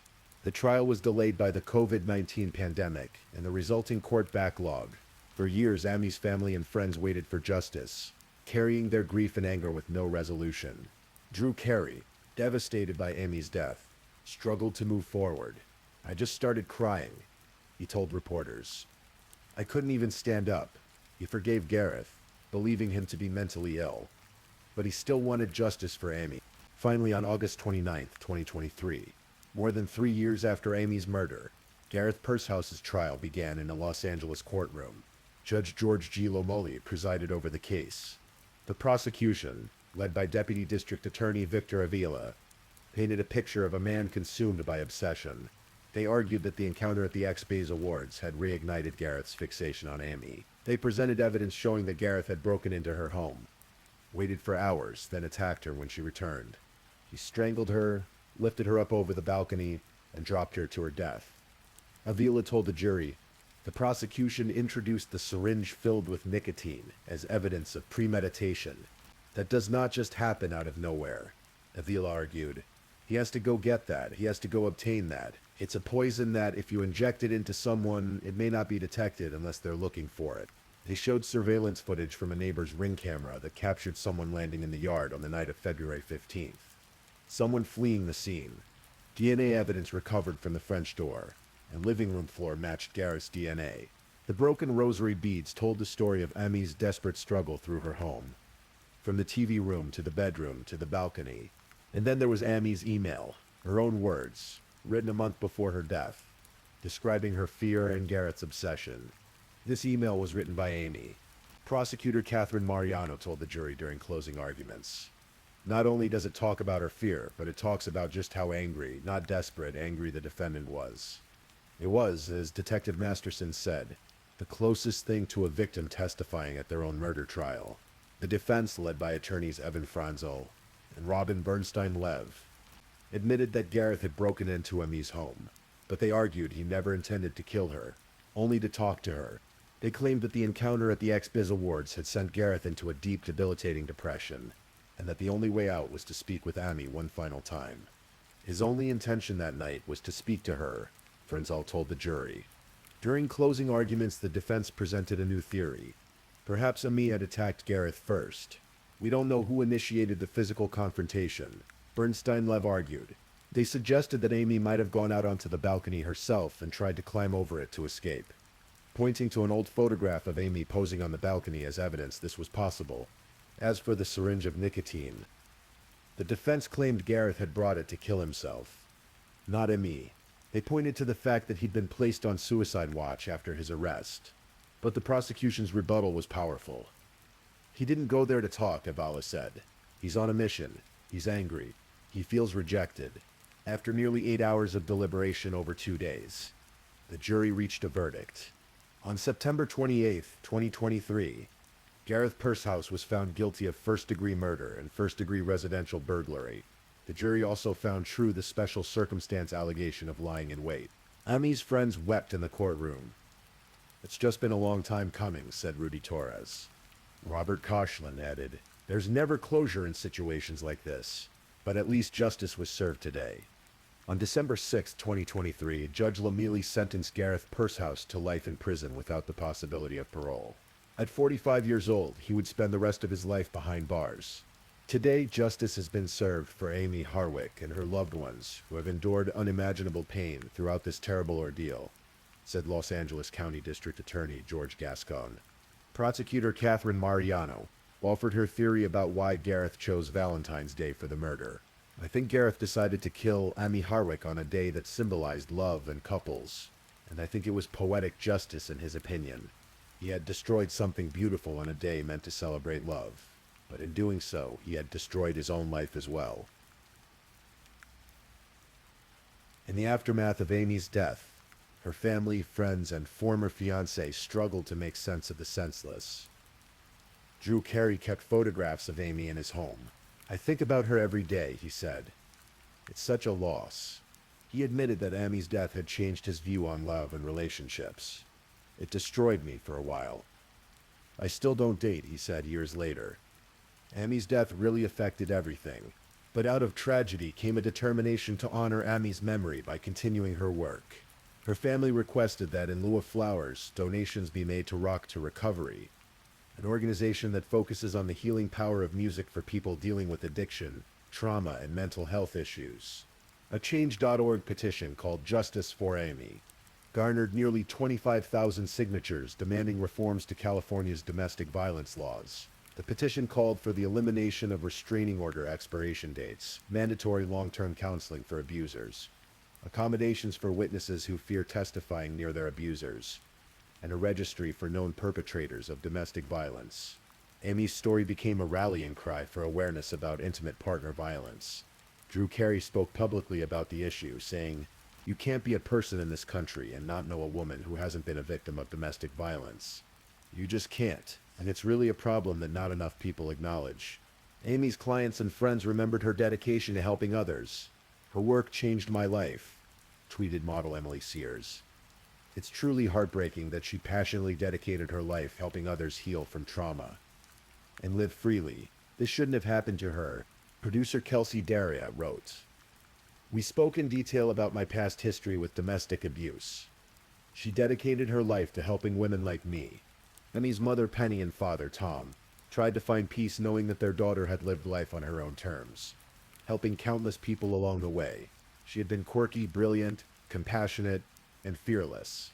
She had loved horror movies and collected taxidermy. But she had also created safe spaces for people society often judged or overlooked.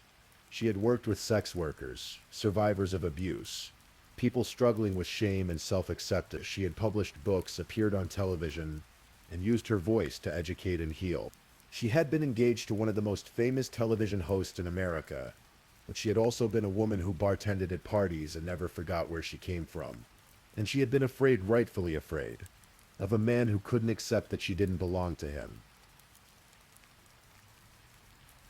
As we close this story, take a moment to reflect on the warning signs that were there all along. The possessiveness, the violence, the refusal to accept that a relationship was over, the obsession that lasted 9 years. 9 years of remembering text messages word for word. 9 years of thinking about someone every single day. 9 years of rage building and building until it exploded on Valentine's Day 2020. Amy Harwick did everything she was supposed to do. She obtained restraining orders. She moved to a new apartment. She tried to avoid places where she might see her abuser.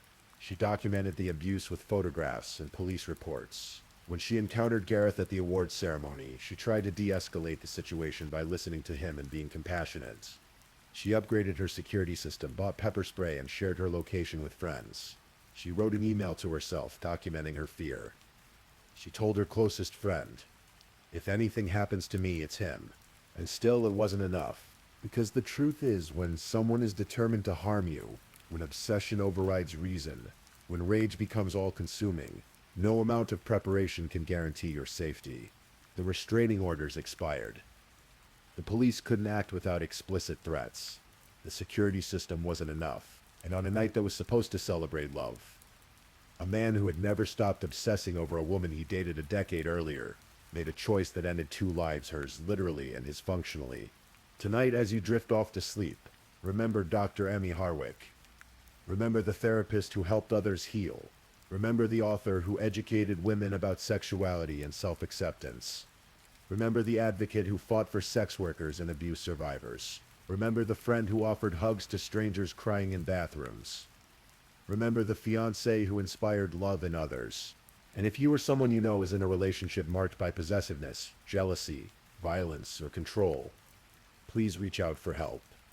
The National Domestic Violence Hotline is available 24/7 at 1-800-799. Because Amy's story reminds us that domestic violence doesn't end when relationships end.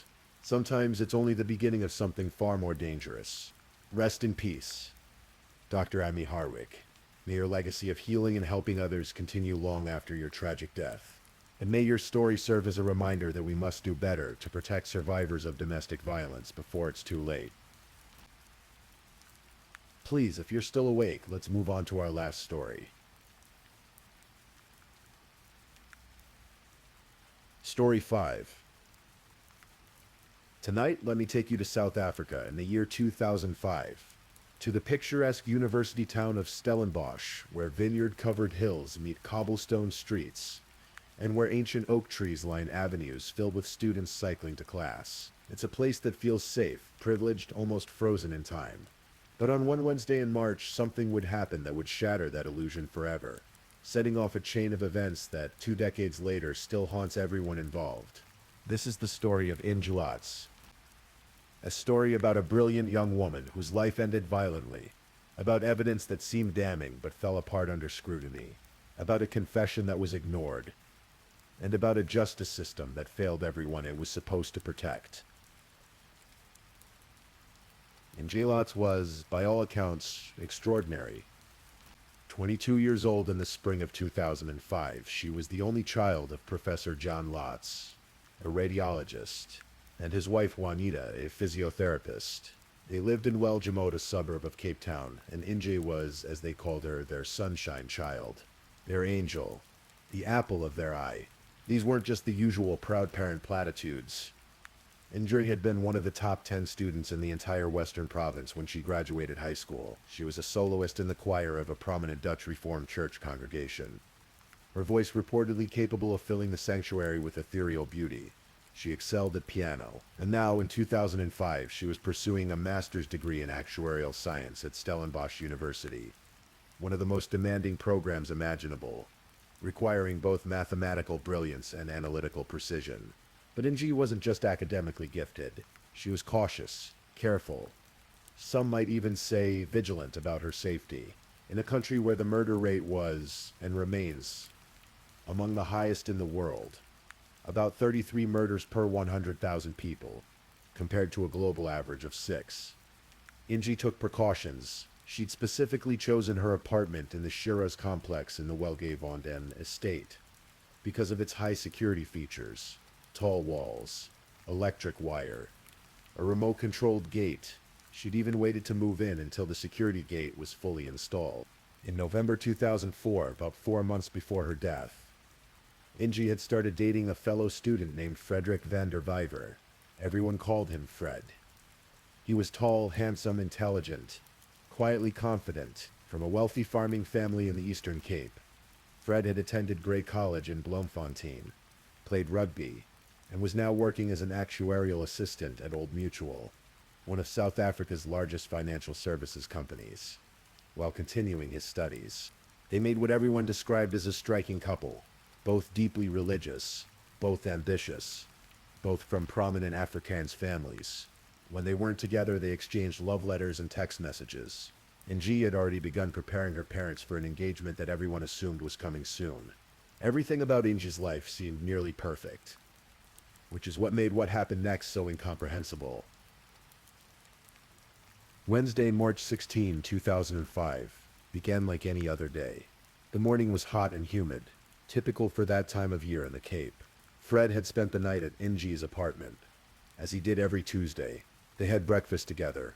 At around 8:15 in the morning, Fred left for a class at the university. They parted with hugs and kisses. What Fred didn't know, what no one knew at the time, was that Inge had been crying that morning. There had been some disagreement between them. Something in a letter Inge had written to Fred. Later, this letter would take on enormous significance, with police suggesting it provided a motive, but in that moment, Fred simply left for class. Then drove to his job at Old Mutual in Cape Town, about an hour away. Journey spent the day at home. At 3:15 that afternoon, she went to a local video store and rented a DVD, The Stepford Wives, the 2004 remake starring Nicole Kidman. She returned to her apartment And then, sometime that afternoon, someone entered Inge's apartment. What happened next was brutal beyond description. The attack was savage. Inge was bludgeoned repeatedly with a blunt object. 13 blows to her head, face, and right hand. The force was so extreme that her skull was fractured in multiple places. But her attacker wasn't finished. Inge was also stabbed 20 times in the neck. Her chest appeared to have been gouged. When it was over, Inge's body was left on the couch in her living room. Still wearing her nightgown, a magazine was nearby, suggesting she'd been reading when the attack began. From the doorway, it looked almost like she was sleeping. Her brown hair tumbled over the arm of the couch. It was only from closer that the full horror became apparent. There was blood everywhere, on the couch, on the floor, in the bathroom where the killer had apparently cleaned up afterward. But here's what was strange. There were no signs of forced entry. Nothing had been stolen. Inge had not been sexually assaulted. The apartment's security had not been breached. As the afternoon turned to evening, Fred became concerned. He couldn't reach Inge on her phone. He called her mother, Juanita, asking if she'd heard from Inge. He expressed worry to his flatmate, Marius Botha. Finally, that evening, Fred drove to Welljamad to pick up Inge's remote control from her parents' house. He asked Juanita if she wanted to go with him to check on Inge. She stayed home, waiting for news. It was Christo Pretorius, a church friend of Marius Botha, who actually entered the apartment first at 10:36 p.m. What he found sent him running outside in shock. By the time Fred arrived moments later, he already knew. Marius told him the words that would echo in his mind for years to come. Inge is dead. She was murdered. When police arrived at apartment 21 in the Shiraz complex that night, they found a crime scene that was both brutal and baffling. The excessive force, the multiple stab wounds, the personal nature of the attack, all suggested someone who knew Inge. Someone close to her. This wasn't a stranger killing. At least that's what investigators believed. The lead investigator was Dion de Villiers. Under pressure to solve a high-profile murder in a wealthy, white area, always a recipe for intense scrutiny in South Africa, de Villiers and his team began collecting evidence. The forensic photographer captured everything in a 23-minute video that would later be played in court, showing the horror in clinical detail. Dr. Rachel Adendorf, the district surgeon who performed the autopsy 2 days after the murder, made an observation that would become crucial. She suggested to police that they look for a hammer. The wounds, she noted, were consistent with that type of weapon. Police began their investigation with what seemed like an obvious suspect, Fred van der Vyver. He was Inge's boyfriend. He had access to her apartment. He knew her security arrangements.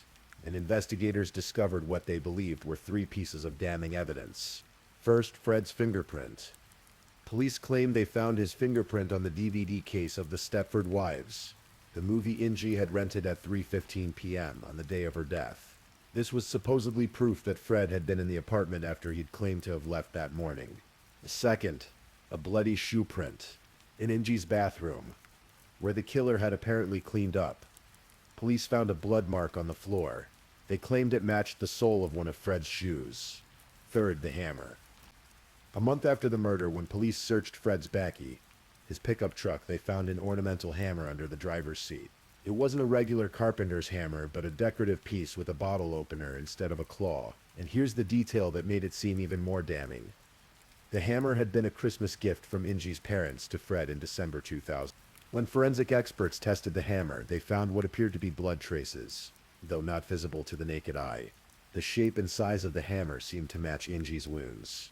On June 10, 2005, nearly 3 months after Inge's death, Fred van der Vyver was arrested and charged with her murder. The case seemed watertight. The evidence appeared overwhelming. Fred's behavior after the murder had struck some as strange.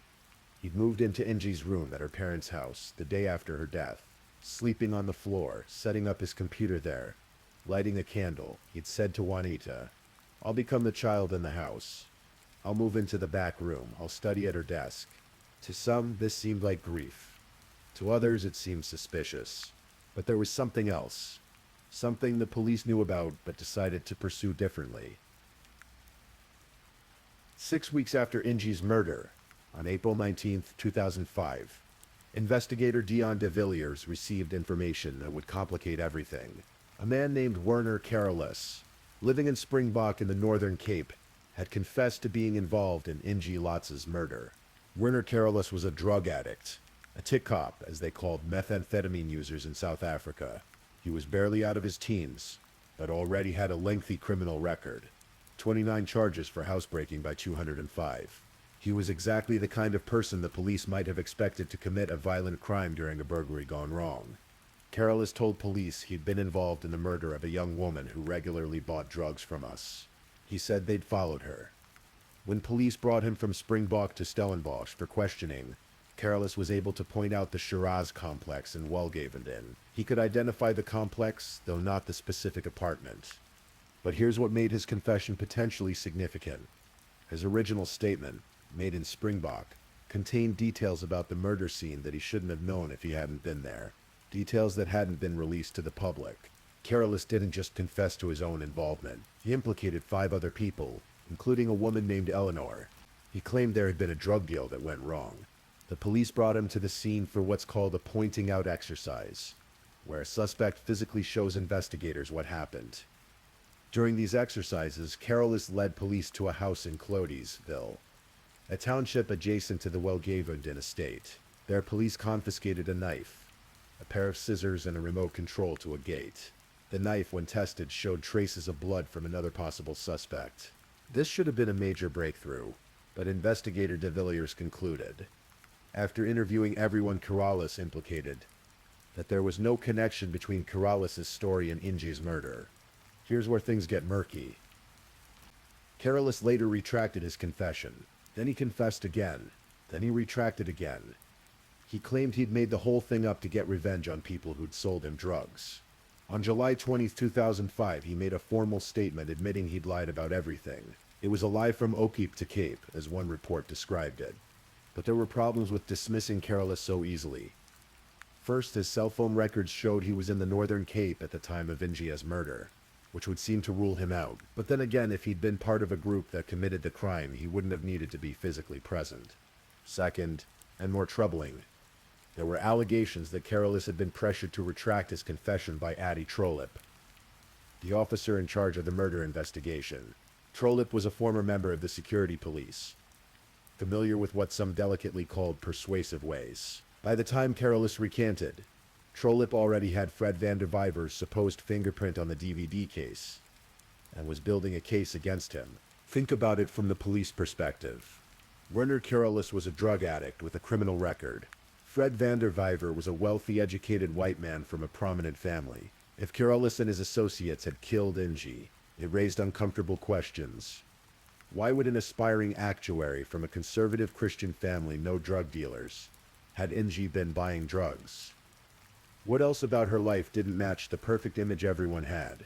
Fred van der Vyver was perhaps the more convenient suspect. Years later, in 2008, a top detective named Piet Viljoen was asked to investigate whether Carolus should be charged with defeating the ends of justice for wasting police time. What Viljoen found was startling. In his report, he wrote, "My personal opinion once again is that Werner Carolus was never properly investigated to see if he has anything to do with this murder." Later in the same report, the writer of this information note feels that an investigator should be appointed to investigate the Lotz murder in full and to see if Werner Carolus is not involved in the murder. Viljoen's recommendation was clear. Don't investigate Carolus for lying to police. Investigate him for the murder. But by then, Fred van der Vyver was already on trial. The trial of Fred van der Vyver began in February 2007 in the Western Cape High Court in Cape Town. Judge Dion van Zyl presided. It would last 9 months, what Judge van Zyl himself would later describe as long and emotion-packed. The state's case rested on those 3 pillars: the fingerprint, the shoe print, and the hammer. Prosecutor Corinne Finunison presented what seemed like devastating evidence. But Fred's family had resources. His parents, Louis and Carrion van der Vyver, eventually sold their family farm to pay for his defense, which cost approximately 10 million rand, about $1 million. They hired advocate Duke de Bruyn, SC, one of South Africa's top defense attorneys, who would later represent Riva Steenkamp's family in the Oscar Pistorius trial.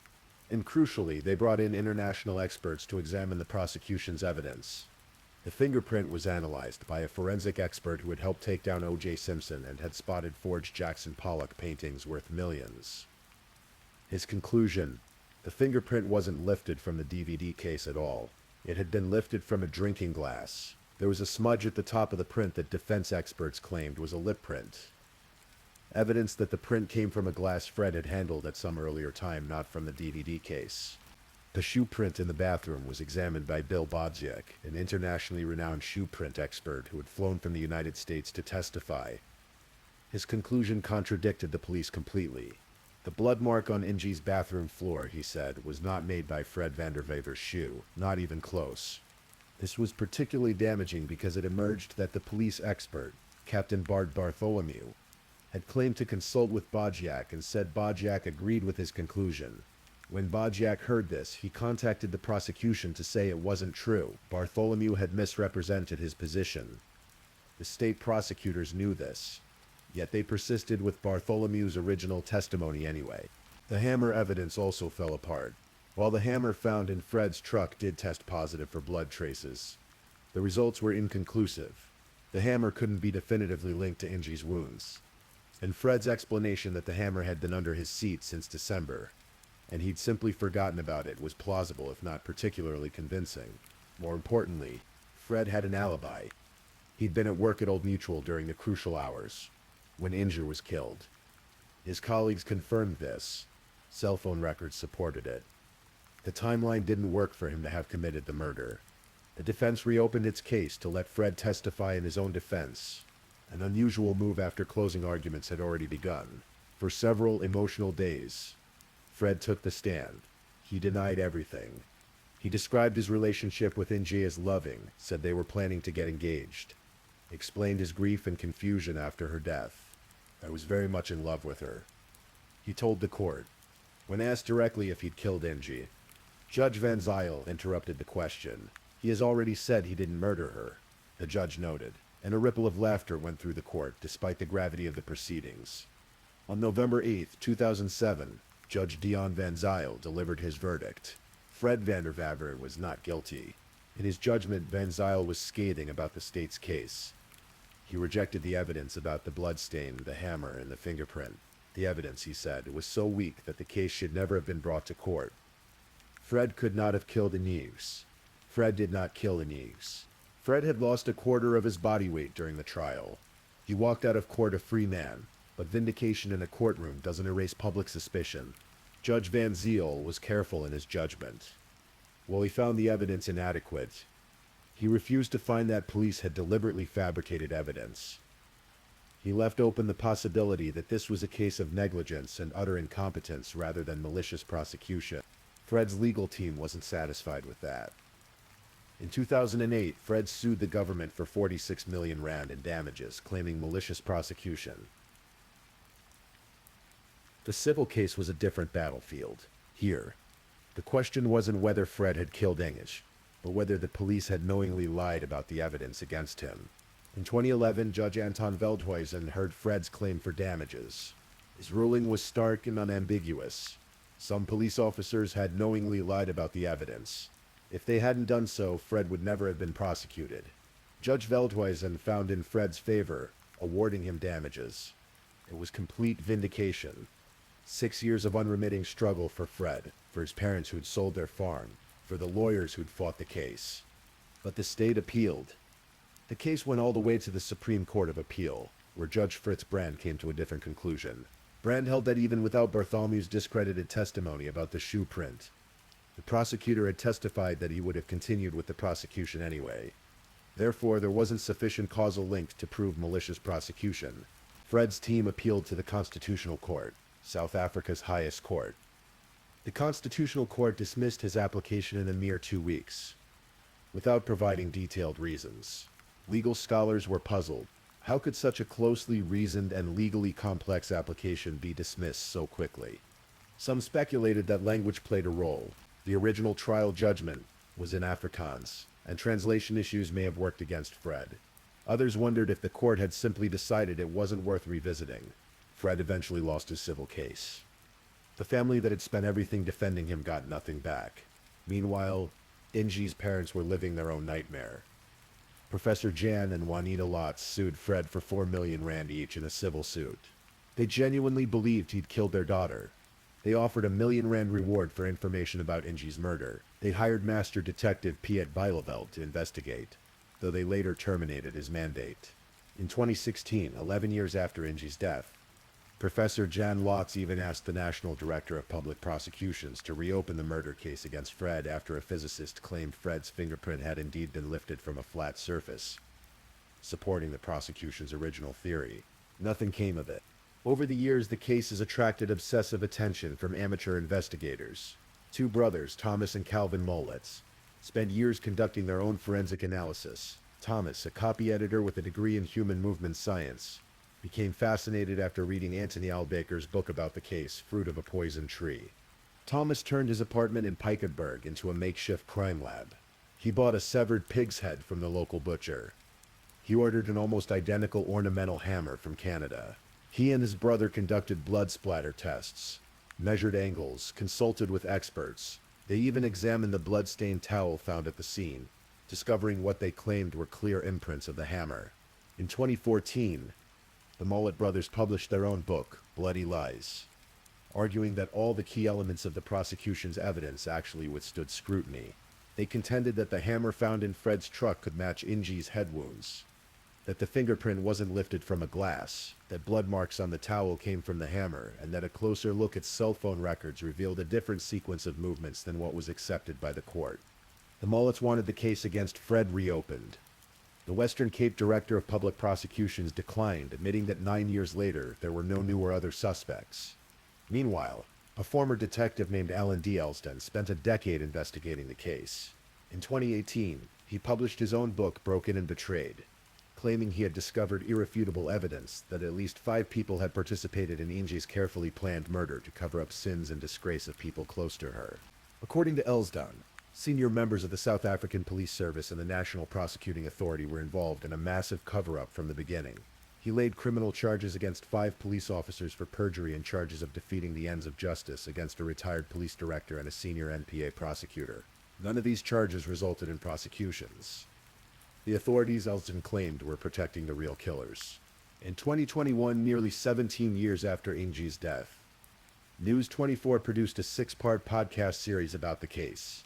Producer Matthew Brown had spent almost a decade investigating, traveling to the United States to interview FBI agents and forensic experts. Brown and co-producer Catherine Rice interviewed Fred Vander Viver on camera for the first time.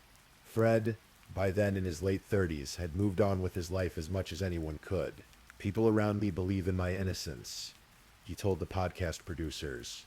"I've made peace with how people view me." The podcast highlighted the failures of South Africa's criminal justice system: poor evidence gathering, collapsing forensic labs, incompetence, and an under-resourced police force. It examined Werner Carolus' confession in detail, questioning why it was so quickly dismissed. But it provided no definitive answers about who killed Inji Lotz. 20 years later, the murder of Inji Lotz remains unsolved. The case file was officially closed by the National Prosecuting Authority, an almost unheard-of decision for an unsolved murder, made apparently to shield the authorities from further embarrassment after the botched prosecution of Fred Vander Viver. There are so many unanswered questions. If Fred didn't kill Inj, and the evidence suggests he didn't, then who did? Werner Carolus and his associates. A stranger, someone else entirely. Why was there no forced entry? Inji was extremely security conscious. She wouldn't have opened the door to just anyone. What about the construction workers? Inji's apartment complex was still under construction. Workers from QuickCon Construction were the last people known to have seen Inji alive at her flat. But the company was liquidated after the murder, and the temporary employees, many from Mozambique, returned home and were never traced by police.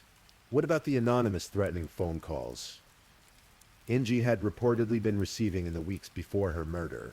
The calls were traced to a public phone booth near her apartment, but surveillance footage showed no clear suspects. The content of the calls was never revealed publicly. What about the dispute with a fellow student over a research project that had escalated to the point where Inge reported them to university authorities? That student was questioned but never charged. A forensic investigator later noted that police had compromised the crime scene by walking all over it, significantly reducing the chances that anyone would ever be prosecuted for Inge's death. The scene should have been holy, as Thomas Mollett put it. Instead, it was contaminated. And then there's the letter.